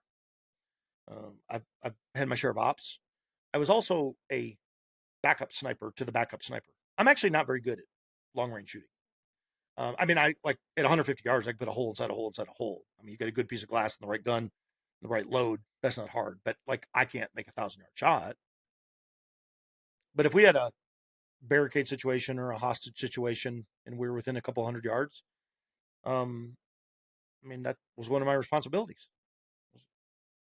I had a 308, which is a lesser to the 30-06 for you non-gun people.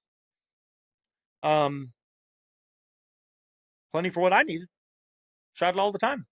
I was okay at it, but I'm not a long-range guy. I'm not Eli Crane. I'm not a Navy SEAL sniper taking shots from Chris Kyle. What was his longest shot? 2,200 yards or something like that. My good gravy. That's a long ways. But there's really good shooters out there that have replicated this over and over and over and over and over and over and over. That's why we're getting to the gun in a second. But the Superman neck theory doesn't hold up for me for a myriad of reasons. But I think that's where it all went wrong. And I think that's where every ad lib started from there. Everything started from there. So from the moment the doctor said it, they went into holy crap overdrive mode. Now what do we do? And now the world's on fire. This is why you have so many people questioning this. This is why so many people are mad at Candace. I've watched a handful of her episodes. I've read the snippets. I've seen the X comments. I'm seeking the truth. I would love to solve this for the truth. Our country's being torn apart right now in a myriad of ways. And one of the things that has happened is we are tearing apart each other politically, culturally, and we got people tearing it apart over a young man who was martyred, who died in front of the whole world, including his wife and his kids. Let's not forget that part, regardless of what you think.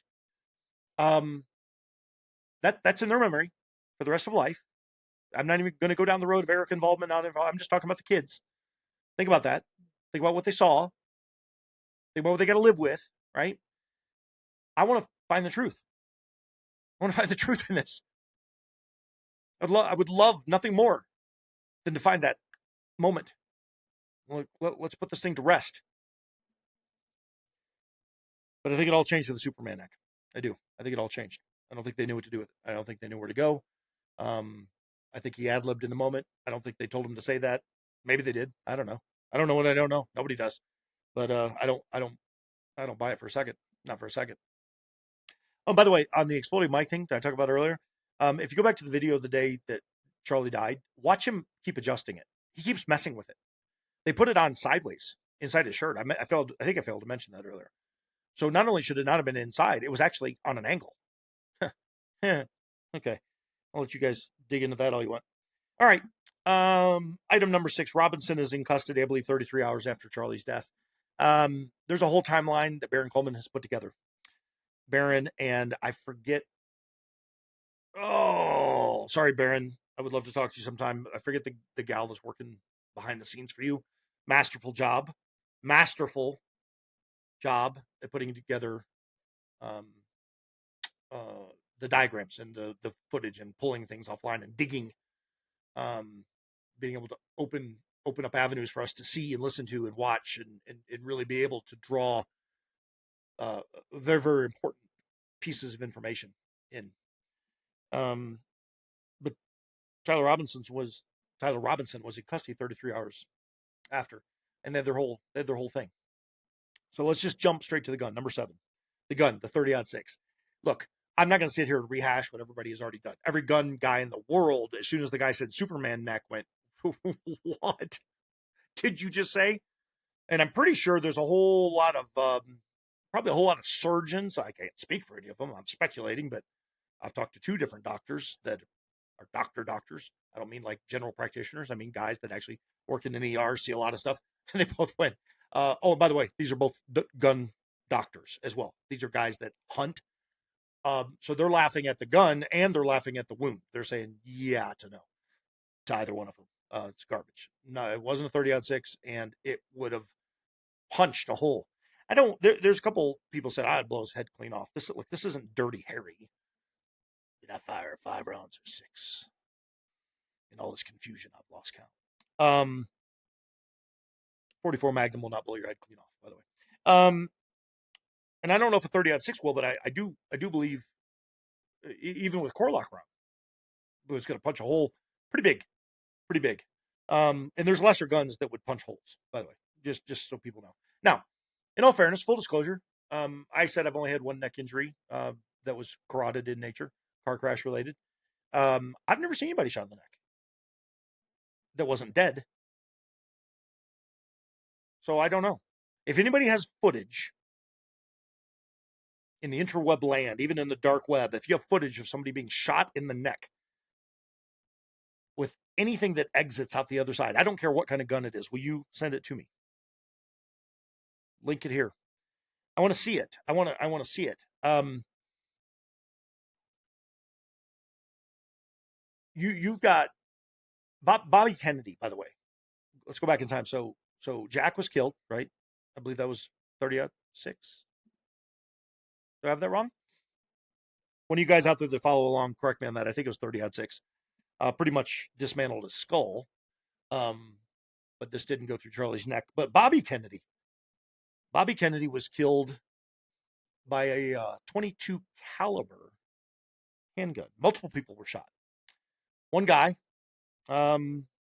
overseas fella, forget his name. Sharia, something like that. I don't know. You guys look it up. He shot Bobby Kennedy with 22 caliber. You know how big a 22 caliber pistol is? Well, this just happens to be sitting here. It's not a 22 caliber pistol, but it is a little M&M, little baby M&M. It's bigger round than a 22 caliber round, and it packs a much better punch of chocolate. But Bobby Kennedy was killed, 22 caliber pistol, shot. That's what happens. Hard candy coating got me. He died, I believe, the next day. I believe he was shot multiple times, died the next day. 22 caliber. It's nothing. It's nothing, people. It's a BB gun on steroids. So the gun, I don't buy it. I don't buy it for a second. I don't buy the assembly, the disassembly, and the whole footage thing up on the roof that Candace in her last episode was just ripping apart. And good for her.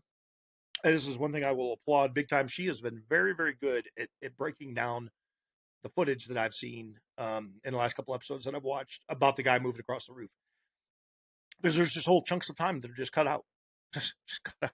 Look, again, I look through the lens of me being a detective.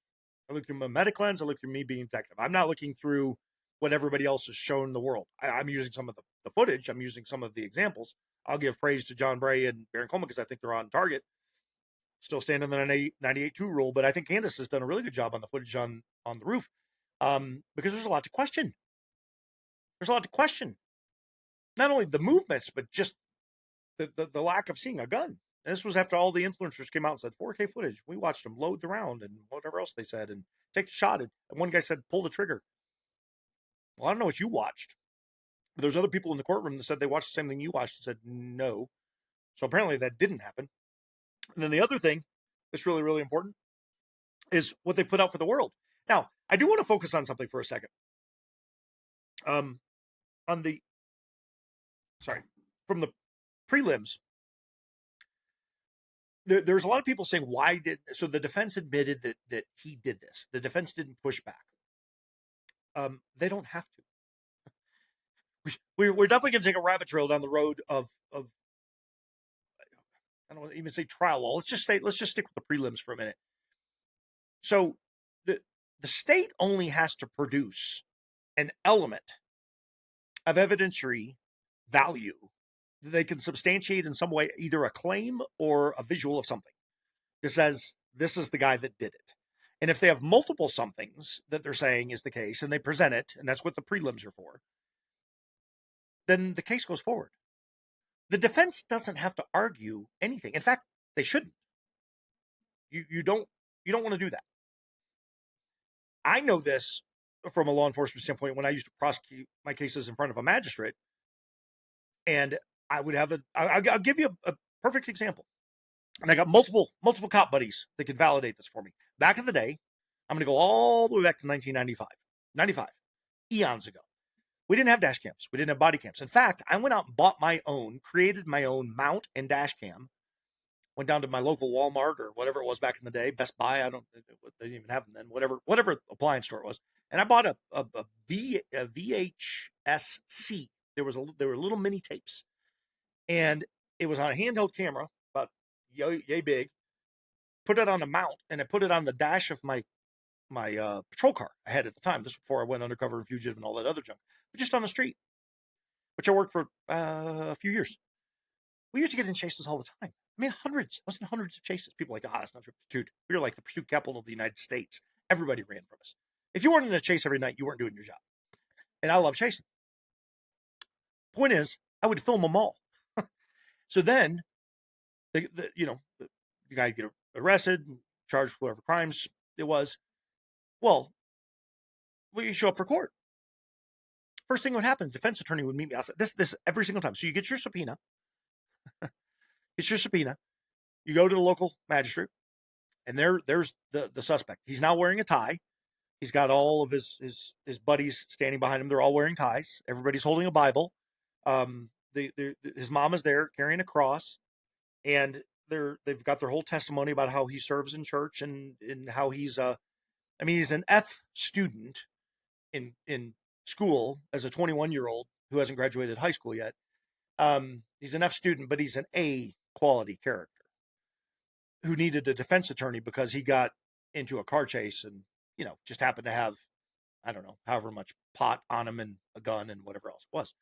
So you'd have this case and you'd go in, and as the cop, you would either testify to it if it was felony related or a high-end misdemeanor. Typically that would go to a court where you'd have a prosecutor. But on lower level cases, you prosecute your own stuff. Well, what would always happen, especially in car chases with misdemeanor arrest, I'd get the defense attorney to walk over to me and go, look, here, my client didn't do this, and here's what I'm going to do. And Well, I was smart enough.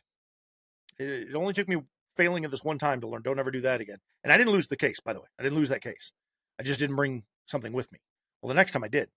So hang on a second. You take a walk with me? Well, I always brought my patrol car. Always. I'd always just show up in uniform, bring my patrol car, or I'd wear a suit, either one. I'd bring my patrol car. And I'd bring the defense attorney back over. And I go, since we haven't gone into court yet, nothing's been entered into evidence from this standpoint. Or apparently the tape that I entered in, you didn't watch, one of the two, depending on how it would go down. So if it was something that was caught on camera, I would enter the tape into evidence. Well, more often than not, these guys don't go down and grab this stuff. They're getting a quick dime. They're kind of what I would call ambulance chasing attorneys. So I'd always keep a spare tape. Take the attorney over. We'd sit down in the car and I'd play it back to him. Here's your client. Here's what he's got charged with. I never, not one time, ever went to trial after I showed the tape. Not one time, ladies and gentlemen, did I ever go to trial after showing a defense attorney that tape. They'd walk back to their client. They'd walk in stride. They'd get time with the magistrate. They'd walk outside, and typically the guy would then go to jail. Oh, I tell you all that to tell you this. The defense, in this case, doesn't need to say anything. They have to say very little, and they should say very little. The only thing they should do is object. Because if you're planning on going to, say, appellate court, if you get an appeal later on down the road and you didn't object, you can't bring it up as evidence or testimony later. Not evidence, but testimony. So it's okay for the defense to object to something, but you don't want to play your hand. So that I just want to get that out of the way. Sorry, I digressed there for 8-9 minutes, but I think it's worthwhile explanation. The prosecution, once they've stated it, they've got it, it's going to be bound over. I don't know why it wouldn't. I can't imagine this not being bound over. So let's jump from the gun, because there's about 18,000 guys out there that have debunked the 30-06 theory with everything. They've shot everything in the world at some point, and they've shown how 30-06 just blows holes through pretty much anything it hits within reason. So let's go to the crime scene. Specifically, not the UVU crime scene that I talked about earlier, but where Charlie was killed. They come in a couple days later, they grade it out, they pave it over, they have an emergency paving project on a Sunday morning. If I'm I go back to me. If I'm the detective, I go back to, I would have never released the scene. The fact that the scene was released so fast is, I don't know if it's the single most important piece in the case, but I'd put it in the top 3 elements that should be focused on. Tantamount. Because Charlie goes down. Now I'm going to go with the exploding mic theory. Charlie goes down. Anything that would have been on his person is on the ground. It's just like DNA. It travels. It travels, people. There was no blood spatter. Gases, certain things will cling. Get a bolo on a car, stolen car, get into a chase, guy jumps out of the car, takes off running. Got a K9. Comes in 4 hours later, tracks the guy hiding in the woods, picks up the scent. The dog's nose is incredible. That's why they use them for cadavers, bomb dogs. I mean, they're just amazing. Well, same thing here. Think of it through that lens for a second. If you have evidence of what I would call an explosion, you're going to have debris. And I don't mean just debris you see. I mean things you can test. Unless, of course, you come in and dig up a foot of soil and then come in and hard tack it. I don't know what they put in, flash, whatever else they put in a big enough area that you covered any potentials of anything ever being tested. So the John Brays of the world can't come out to the crime scene and sit down and run some of their tests. I don't know if John Bray can do that, by the way. I just threw it out because he's pretty doggone good at what he's done thus far, but maybe he's not that type of scientist. Forgive me, John. Maybe using what I believe to be your expertise too much. Forgive me. But the crime scene bothers me. The crime scene bothers me immensely, and it should bother everybody. And it definitely should bother the defense. And my guess is the reason you haven't heard them talk about it is they don't want to play their cards. I wouldn't. Number 9. We are almost done. The timeline of events on September 9th. Okay. This, to me, is the single most important overlooked piece of this whole case thus far. September 9th. So, as I understand it, now I'm going to be very clear to say this, as I understand it, on September 9th, Tyler Robinson, and again, this guy's been busy. He's involved. Drove 4 hours to the UVU campus to arrive in the evening when the sun is down, that time of year, that location, that time zone.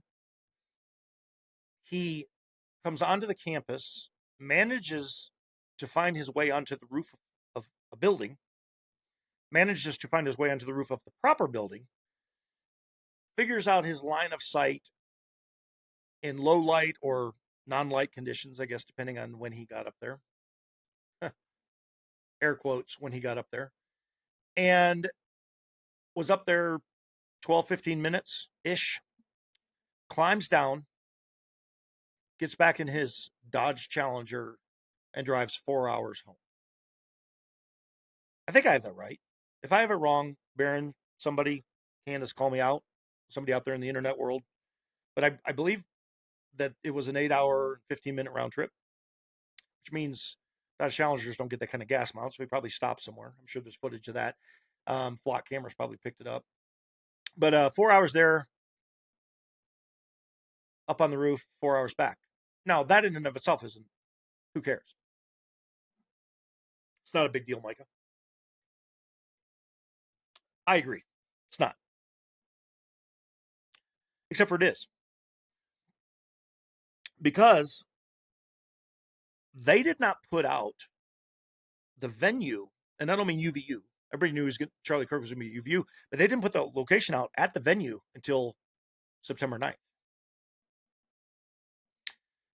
September 9th is when they announced that Charlie was going to be in the amphitheater area. Now, I don't have the timestamp on it. I know it was put out that day. My understanding, based on what I've heard, is it was put out that afternoon. That was for, I'm guessing, potentially for security reasons, as well as last minute. I'll do a 2.0 on this. I don't want to go any further because I've got my suspicions, but I don't want to play my hand on that yet. But the point is they put it out on the 9th.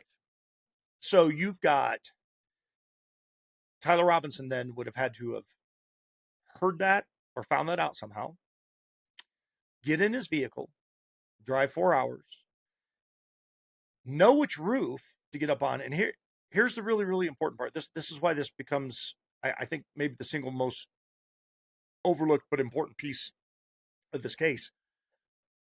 He's got to know exactly where the tent and location is going to be for Charlie. Now, you can say, well, Mike, it's an amphitheater. It's obvious. It would be down there at the base. Well, I don't know that. Have you looked at the setup there? It could have been up high. It could have been off to the left. It could have been off to the right. It could have been more forward in the crowd. It could have been further back. If you look at the Losi Center, did you notice there are trees nearby? The point is this. Tyler Robinson, by himself, if this is it, and Tyler's the man, let's say he had help from one or two people. I'll extend an olive branch. Let's just say that. Let's say somebody was feeding him information. He would have had to have known the location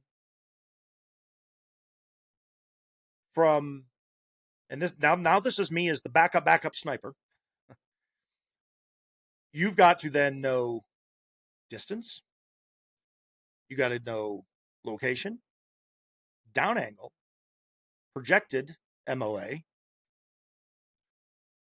Certainly not even going to know what your conditions are going to be. That's always a risk. And you got to know where Charlie's going to be sitting. Is he even visible? And you pick a magical spot up on the exact roof line, which, by the way, has an overhang all the way around it. So if you're getting down into the prone position, you got to be high enough to get over the overhang. Didn't see that in the grainy Bigfoot footage. This bothers me. This bothers me on so many levels. The 4-hour drive, the 15 minutes on campus, the exact location, figuring it all out, the 4-hour drive home, the drive back. Maybe I'm missing something. Maybe I've misunderstood. Maybe some of the people that have dug into this are missing something. But this makes no sense to me.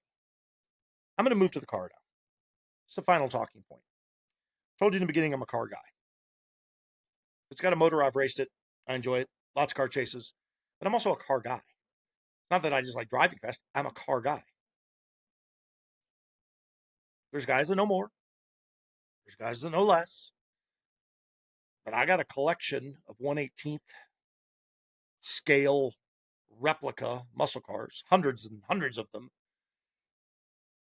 I grew up in a uh, quasi muscle car era in the 80s when the Buick Grand Nationals were racing the 5-liter Mustangs, racing the Ford Taurus shows, the mighty Ford Taurus show.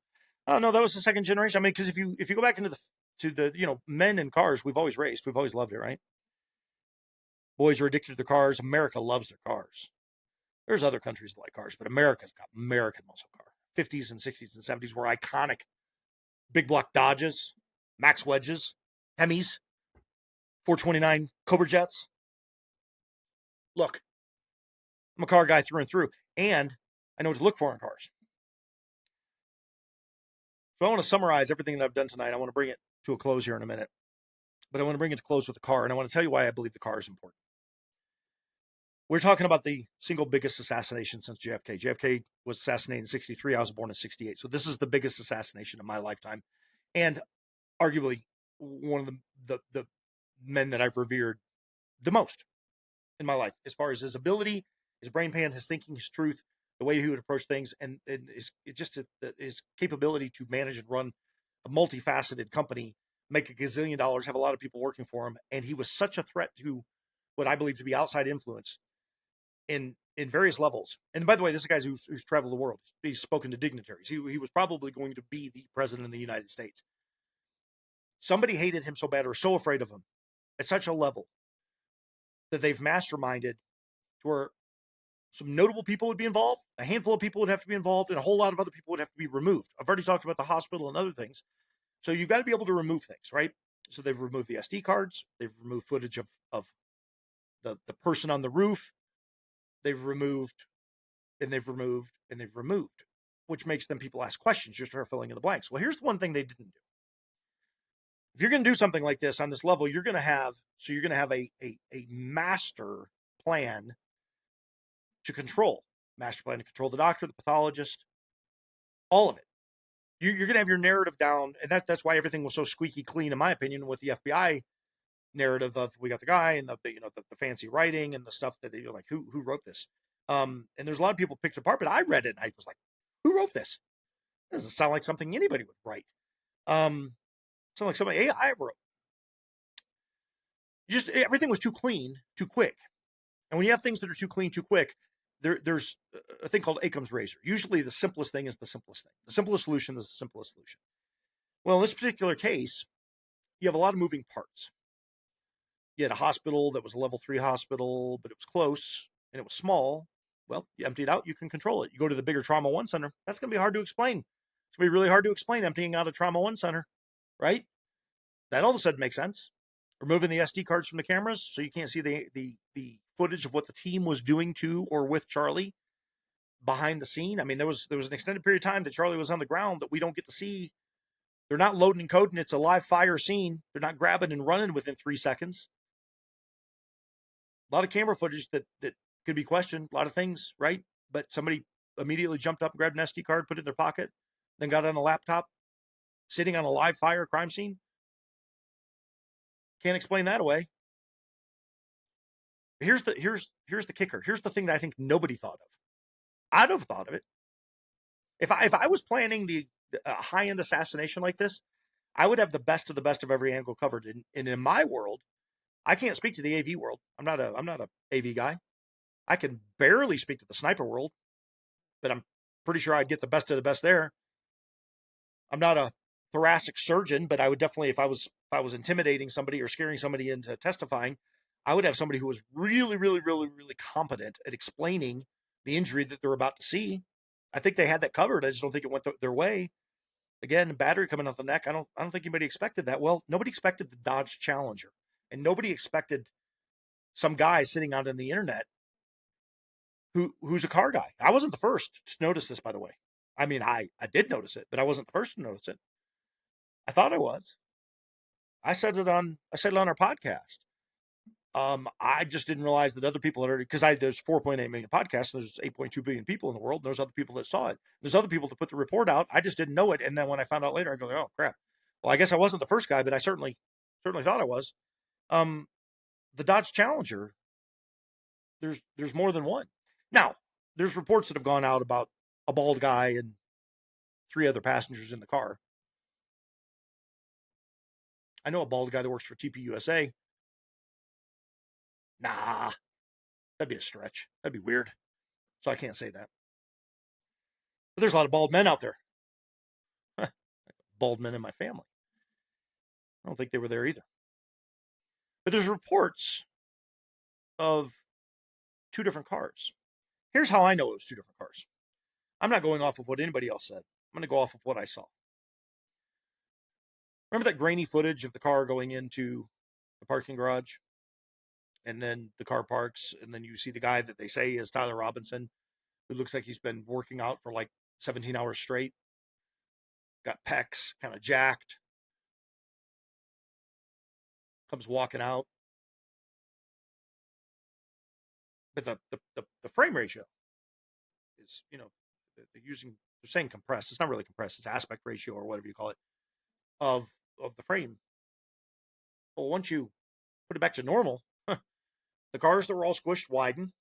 The human body that was squished widens to its actual size. Didn't look like Tyler Robinson's frame to me. Didn't look like his build. But here's the kicker. The car. The car in the garage and the car that was towed from the Robinson's house does not have the same exhaust on it. Somewhere in Tyler Robinson's whirlwind tour of driving back and forth across the world and all around the campus and all around the neighborhoods and eating at Chick-fil-A and getting his nails done and doing whatever else he was doing, buying furries for his lover, he managed to also stop and have his exhaust changed on his car. Why in the world would you change your exhaust on your car? Michael, what are you talking about? Talking about the exhaust tips. Factory dual exhaust tips on the Dodge Challenger. Oh, almost knocked over my microphone. Sorry, world. That's what happens when I let my hands fly. 2 exhaust ports. Could be a Y exhaust going into 2 exhausts, or it could be straight duals. I think his was a Y going into 2 outlets. But the point is there's 2 single outlets. 2 single outlets. One left, one right on the back underneath the bumper, underneath the rear valance. Car going into the garage had quad tips, meaning 2 and 2.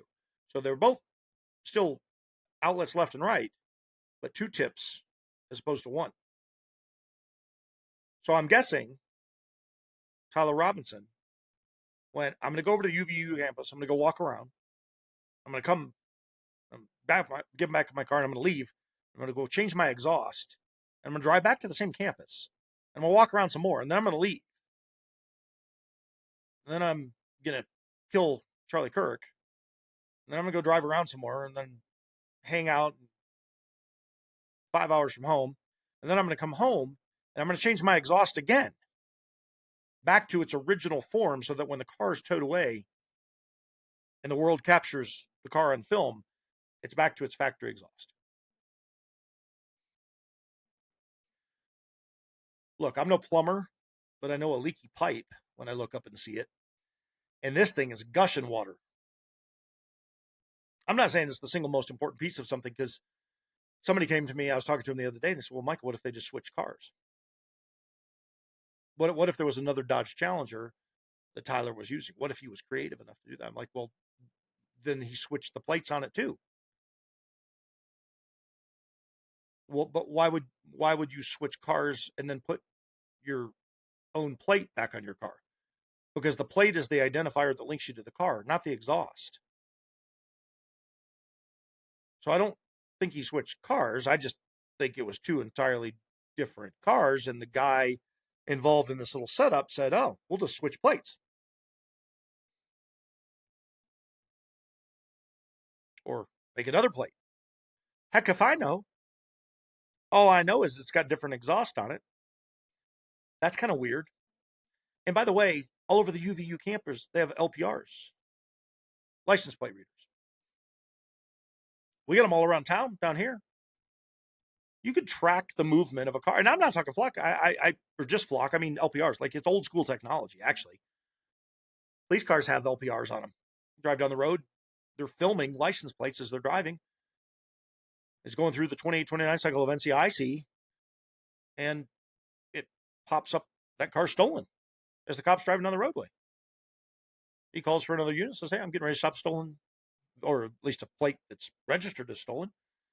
Throws on his flippity-doo lights, and the guy takes off running. This is how I used to get in car chases all the time. When people say, "You've been hundreds of car chases?" Yeah. Because people would run. They would steal cars all the time, switch plates, do things. This is not, I mean, people used to run on suspended licenses just because they did. They would get their license suspended, they'd run.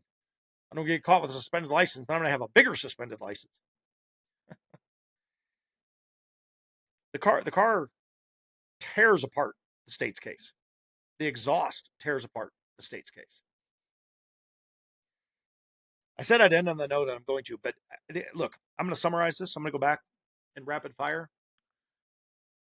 Number one, I believe it was the microphone. I 98% think it's indisputable at this point. Number two, the dismantling of the cameras. That bothers me a lot. The camera guy. By the way, there's a lot of footage on this. I haven't done overlays. We're going to go backwards, go forward. So I'll bring each of these points. We'll do a podcast on it. The exfil and the security of the team. No Overwatch really bothers me. The exfil leaving, blood barely moving. Oh, I left out a point. Brian Harpool says he was packing wounds that whole time. I said I believed him. I believed every word. I do. I actually believe if you get a neck wound, and you're doing even if the heart was blown apart, if you're just pushing someone on the body, you still get a little bit of blood moving. You're still going to have some blood flow. Plus, you're going to have all the drainage of blood coming from Charlie's head. There's an inordinate amount of blood in the head, by the way. The venous amount of blood is unbelievable. So it would just continue flowing out the jugular is the point. So when he says he was continuously packing that wound, I believe that. I believe Brian Harpool was packing that. The load and code, the 6 minutes to the hospital, breaking intersections, I believe that too. I just believe that the hospital was the setup. I believe they took him to a place where they were going in. And Brian said it's one of the things he said on the thing is he went in and he secured the scene. I don't know what he was securing. It seems to me the scene was already secured. Maybe he was just securing the story. Maybe he wasn't on it. I don't know. I just never got the feel that he was directly involved. But could be. I could be that one I'm 50-50 on anyway. If I didn't say that earlier, I'm 50-50 on it. The empty hospital bothers me. The Superman neck thing, I think that's where this all goes sideways. I think everything hinged on shape charge to the chest. Charlie was messing with the microphone the whole time. I believe it goes off. I believe John Bray's findings are, again, 98%. I mean, you even see, I called it originally smoke when I saw it, but he says it's a gas explosion that comes out. You see the puff come out from the chute, the hair. I mean, you can't, there's a bullet wouldn't do that. Just wouldn't do it. And again, I've never seen a bullet go through a neck live. I've never seen that. So I don't know what it looks like. But I have seen people that have been shot in the neck. I don't want to ad-lib and miss. I do know the one was a 9mm. And I can definitively tell you it went in here near the carotid and came out the same side in the back, and the hole coming out the back was about 1.5 inches. It was a plus P round. 9mm. That one I can definitely say I saw. Dead guy. I mean, he'd been dead for a day. Robinson in custody 33 hours later with the whole story locked in within a few days. I mean, just garbage. I don't buy it. It's too clean, too quick, too easy. And again, Akam's razor for most things makes sense. Simplest thing is simplest thing. This isn't it. The gun, the 30-06. It's assembled, it's disassembled, puts the scope on, takes the scope off. Look, I didn't talk about this earlier, but there's a lot of gun guys that have done this. You do your own digging, but I will say this. You got to zero it. You can't just go up there and make this up. I mean, you could be lucky. Maybe you got it on, maybe you had it pre-marked and you got it up there and you were lucky on the zero. You had it 0 to 200 yards to begin with. But the down angle, the MOA, there's some factors going to, but let's just say he's lucky. Let's just say he's lucky. I still don't believe that it was a 30-06 because the round's too powerful. So there's too many counters that go into this. Plus He's not a shooter, it's my understanding. Um, but even if you were at 150 yards, it's a good shot. I'm not saying it's a heck of a shot, but it's a good shot. But with that rifle, it's too much. It's just it's coming through, and there, in my opinion, you would see a very different reaction, a violent reaction to the neck, specifically the neck, if it was a gunshot.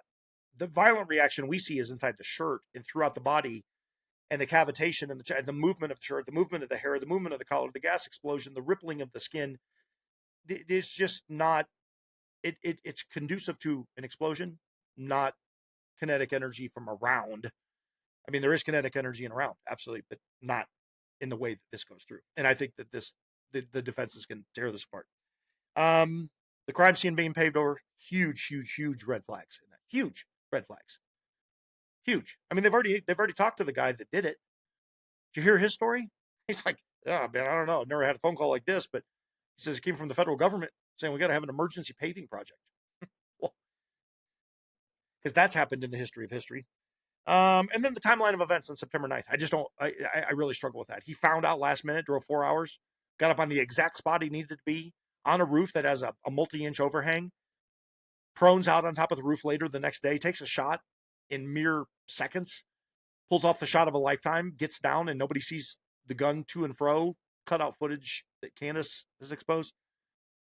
Not buying it, man. Not buying it. And then the car. Blurry images aside, and there's a lot of blurry images. I mean, you see the plate. There's LPR readers. The dual exhaust. I'm sorry. It's a giveaway, man. It's a giveaway. So you got gun guys diving in this thing saying nope. You got car guys diving in this thing saying nope. You got trauma specialists saying nope. It's just all sorts of things. Forensic people jumping all over this thing. You when your narrative is too clean. And I'm not saying that there aren't clean narratives. Don't get me wrong. I mean, things happen. John Hinckley walked around the corner, shot Reagan point blank. The whole world saw it. That's a pretty clean narrative. That was easy to see. Nobody could dispute that because you see the gun come out, you see the shot, you see Brady go down, you see the Secret Service jump all over him. They load and code Reagan, and then Reagan's making jokes in the hospitals a couple hours later in the hospital. I mean that's clear cut and dry, right? That's Akeham's razor. Now, why did he do it? I don't know, but the simplest thing is the simplest thing. Yeah, he walked up and he shot him. This is not simple. There's nothing simple about this. That's why I'm giving you my point of view. I know the whole world's reporting on this. Everybody's talking about this. Maybe I'm adding nothing. Maybe I'm just sitting there talking to myself. I'm the only guy in my canoe rowing upstream. But I'm looking at it through the lens of my experience, my world, my life, and the fact that I don't just want to solve this. I want the truth. I'm so sick and tired of being lied to. Tired, man. I'm really fed up. We don't need to be in Iran. I don't like what the president's doing. I voted for the guy twice. Something's changed him. Donald Trump, 45, is not the same guy in 47. When he gave his acceptance speech, I was like, oh, we're off to the races. Now, I will say this. He's done things with immigration. He's cleaned up the border. But dadgummit, we got a lot of bad actors in this country. We got a lot of things going on. There's a lot of people that believe Charlie Kirk his legacy is tied to this in foreign countries and other things. I'm not even going to speculate in any of that right now because there's people digging into that. That's not my bag. My bag is the crime scene. My bag is shot. My bag is the car. I'm looking at it through the eyes of a detective. What would I do? I'm looking at it through the eyes of details that I've been on or been part of. And I haven't even gotten into the fact that I have met people that know Charlie Kirk, that claim to know him intimately well. And I'm not questioning them they don't, but their claim is intimately well. I've met these people. I've had them on our podcast. I'm digging because questions abound. Answers do not.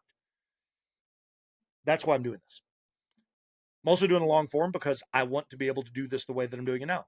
I'm talking things through. I'm working this out, and I've got a lot of notes and I've got a lot of things up over here on the board that I haven't put up with you guys tonight. I was intentional not to put overlays on because I want to break each of these things down in segments because so many other people, the Baron Colemans, the Candace Owens, the Tim Pools. I mean, there's people on all sides of this thing. Megyn Kelly, Tucker Carlson. I mean, they're Ben Shapiro, big name people, right? I just watched Rogan the other day say, yeah, I'm kind of on board with Candace. I wasn't at first, but I am now. I'm starting to pay attention to this. Like, this is a thing. So the world of big name, influential people, big time radio media personality now have all gone over to the podcast world. Why? More viewership, you get paid. But at the end of the day, some of them are against each other, some of them are with each other. I'm just some dude that just happened to be wearing a jiu-jitsu t-shirt. Some guy walked in and saw it. 2 months later, we're making our first podcast, 116 episodes, 20 million views later. I'm sitting down going, I'm going to make another one. We're going to blow up the other one bigger in a good way. Like, we're going to keep building the Daily Carry, but I want to build Jofa_68. Why? Because I want the truth. Because I got a little baby girl that said, I want to serve my country. I want to serve my country, Mr. President. She went out and got endorsements, bipartisan, mind you, endorsements to enter the Naval Academy, to then go and graduate. Amazing degrees, to be put on board of the USS Tripoli, to have the con on the boat, sitting over in the Straits of Hormuz for months. Now, she can't talk about it. She signed her life away. I'm her dad. I can talk about it. I don't like it. I don't like the fact that they were over there. I didn't like anybody over there. I praise God every minute since she's been home that they got out of there. I don't think any of our boys and girls should be over there. I don't. I think this was a power play. It was a bad decision. You got egg in your face, and the only thing that's left to do is get them out. Get them out. But if Charlie Kirk is indirectly tied to any of this stuff, if the assassination, I should say, is tied to this stuff, this is why I'm truth-seeking. Truth-seeking to protect my family, to protect our country. I got a thing right here, this wall behind me. It says patriotism means to stand by the country. It does not mean to stand by the president. Signed, Theodore Roosevelt. That's a president of the United States saying, don't stand by me, stand by the country. Teddy Roosevelt's awesome, by the way. I got a picture of Ronald Reagan right there. I met Ronald Reagan in 85, 6? I don't know. Young Republicans Convention. Came and put his hand right on my shoulder. Said, you're going to do great things, young man. One of the most amazing moments of my life. I didn't even want to go. I went kicking and screaming. I was a terrible high school student, by the way. Got a Reagan quote right above it. Freedom is never more than one generation away from extinction. We didn't pass it to our children in the bloodstream. It must be fought for, protected, and handed on for them to do the same. Man, such powerful words. Get the Pledge of Allegiance next to it. Picture of a buddy of mine that died over in the box. I didn't get to serve with him. He went over.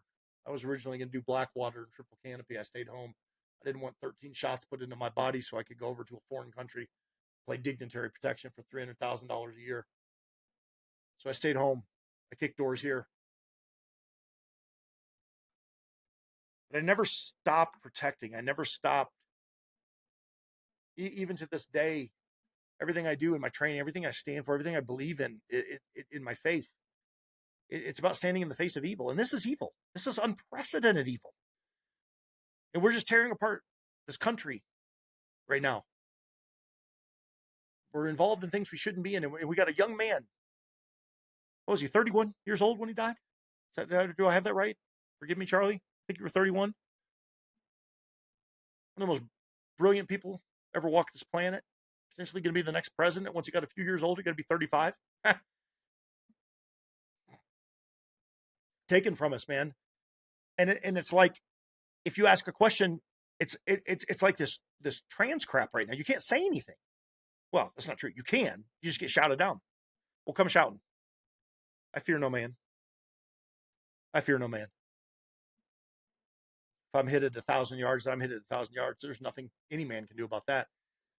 But I fear no man in my face. I know that. I just don't. None of us should. We should be calling this stuff out. United we stand. Muslims. Wait till we get into our episode on that. When I tell you I fear no man, I'm talking about an ideology that is here to genocide the United States of America. Charlie was calling that out. Charlie was calling out Israel. Charlie was calling out a lot of things. Charlie got a road mic put on his lapel one day, and then they just kept putting it on, and then they put it inside his shirt. I believe they used it to kill him. I believe that they developed a very, very good plan, but they didn't think through things like Dodge Challenger exhaust. And they didn't think that a road mic battery would come out the other side of his neck for the whole world to see. And I think their plan went to hell in a handbasket. Literally, hell in a handbasket. And I think they've been playing catch up ever since. TPUSA is a joke. Absolute joke. I've watched 4 episodes. I won't stomach a 5th.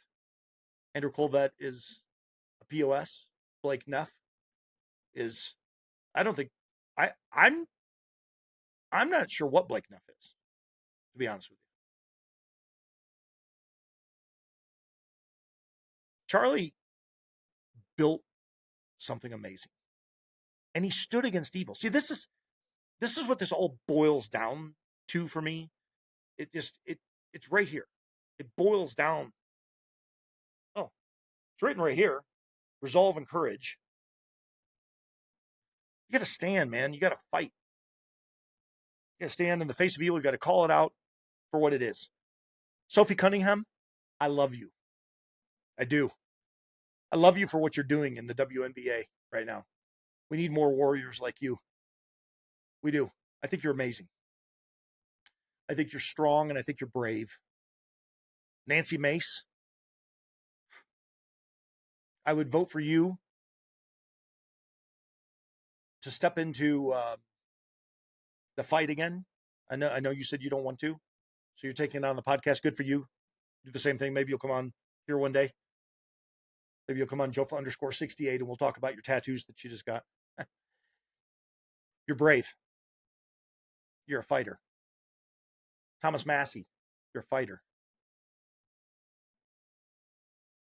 Spencer Pratt, you're a fighter. See, we need people like you.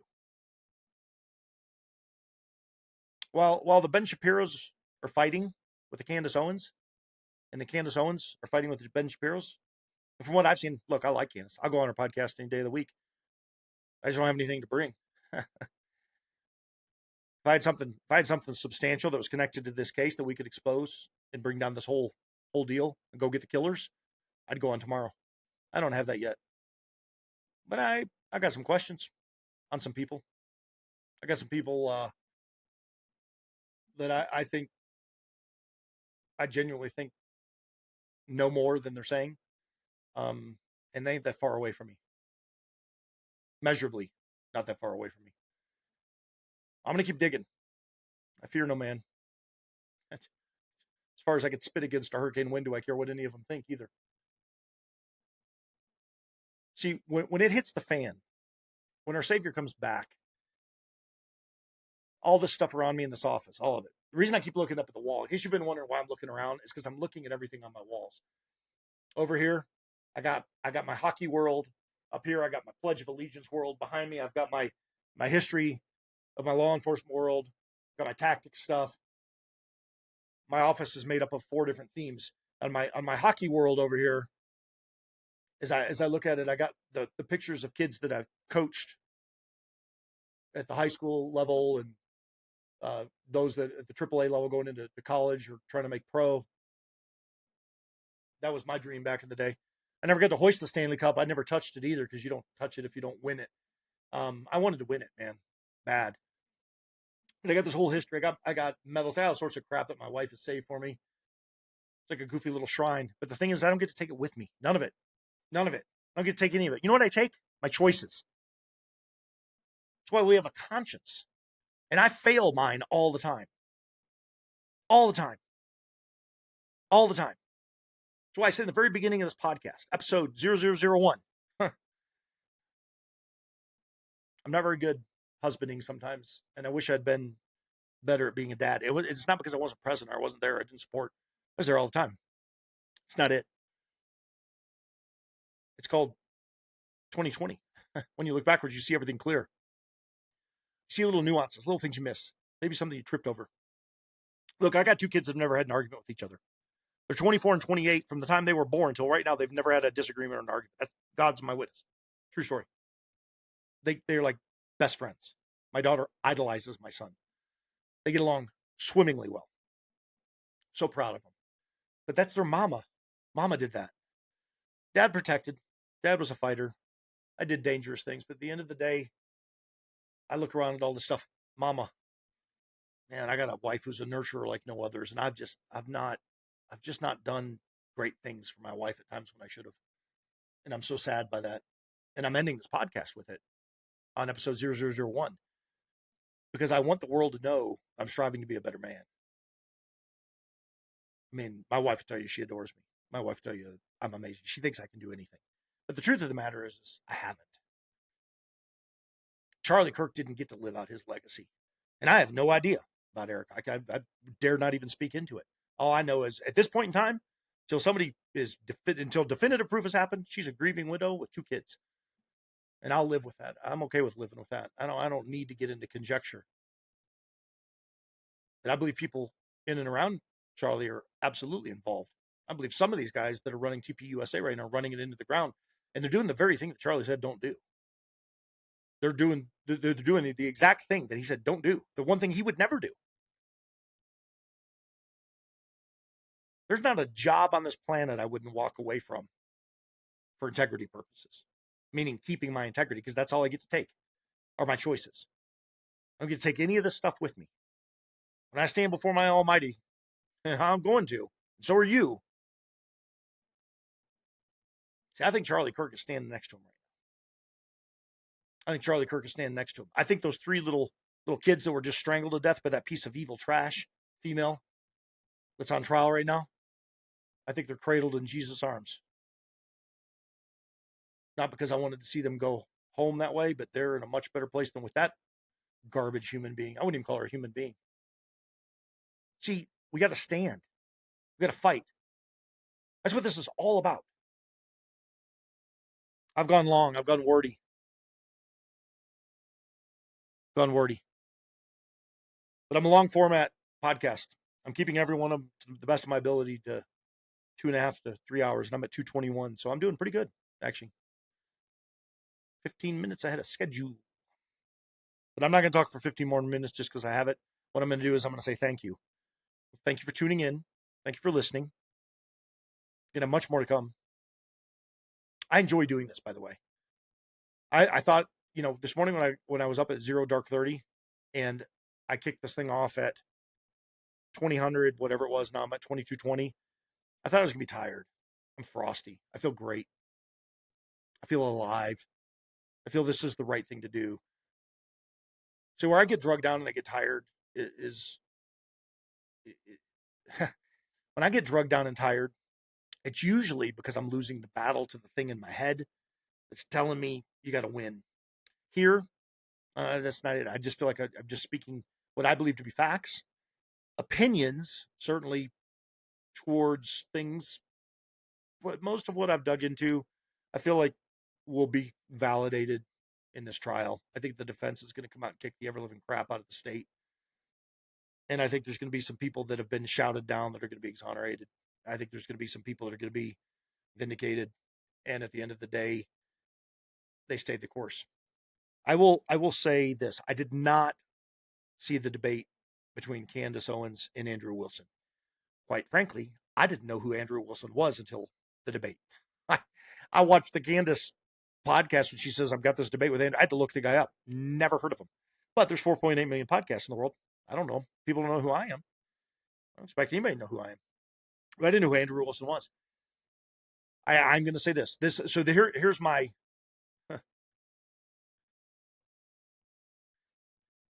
here's my closing statement to you, Andrew. I'll look in the camera and say this. I didn't watch the debate. I've seen highlight clips, and then I watched Candace's episode on her take of the debate, and I watched um, Patrick Bet David's take on the debate with his team. That's how much I've seen. That's full disclosure. When you said that all women were retarded, and you directed it at Candace, who is a female who's multi months pregnant, and you were in her home, if I had been sitting there and you said that, I would have got up out of my chair, I would have walked over, and I would have punched you repeatedly in the mouth. Hard. As in, like, removing your teeth, breaking your nose, beat down. I would have called the cops, and I would have said, here's exactly what I did, and I would have taken the assault charge. You are scum for saying that. All women are retarded? And you didn't say it tongue in cheek. You meant it. You know you meant it. I rewatched it several times. I listened to the tone of your voice. I watched your body language. I make zero apologies to you. Now, if I meet you on the street, I'm not going to punch you in the face, and I'll tell you why. Because Candace has already called you out. And since she's had her say on it, I don't need to do anything. But if I'd been sitting there in person, I would have throttled you.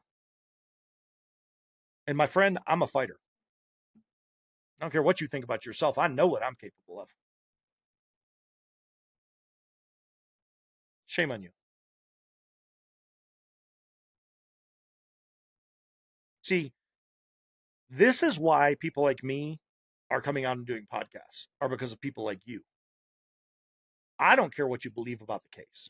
You can stand wherever you want. That's your deal. In fact, I won't even debate it with you. Kudos for you standing. But you clearly didn't stand very strong on it, because what Candace said, what I heard, and I watched on the clip, is when she was asked about Tyler, she said 0% chance that Tyler did it. And you said 75, but came into it saying you had overwhelming evidence. That's 3/4 to 100, big boy. I don't know if you know that, but if I'm in a plane and we're going skydiving and they say 1 in every 4 parachutes isn't going to open, and they hand them out, I ain't jumping out of the plane. And that, my friends, I think we'll just end on that note. I ain't jumping out of the plane on a 1 in 4 chance that my chute isn't going to open. And you come out and call people retarded, women specifically, a pregnant female in her house, you deserve to get punched in the mouth, little man. That's what you are. You're a little man. All right. This has been fun. Episode 0001 is in the books. More to come. And we will have overlays as we move forward, and we will start breaking more things down. Peace out. Take care.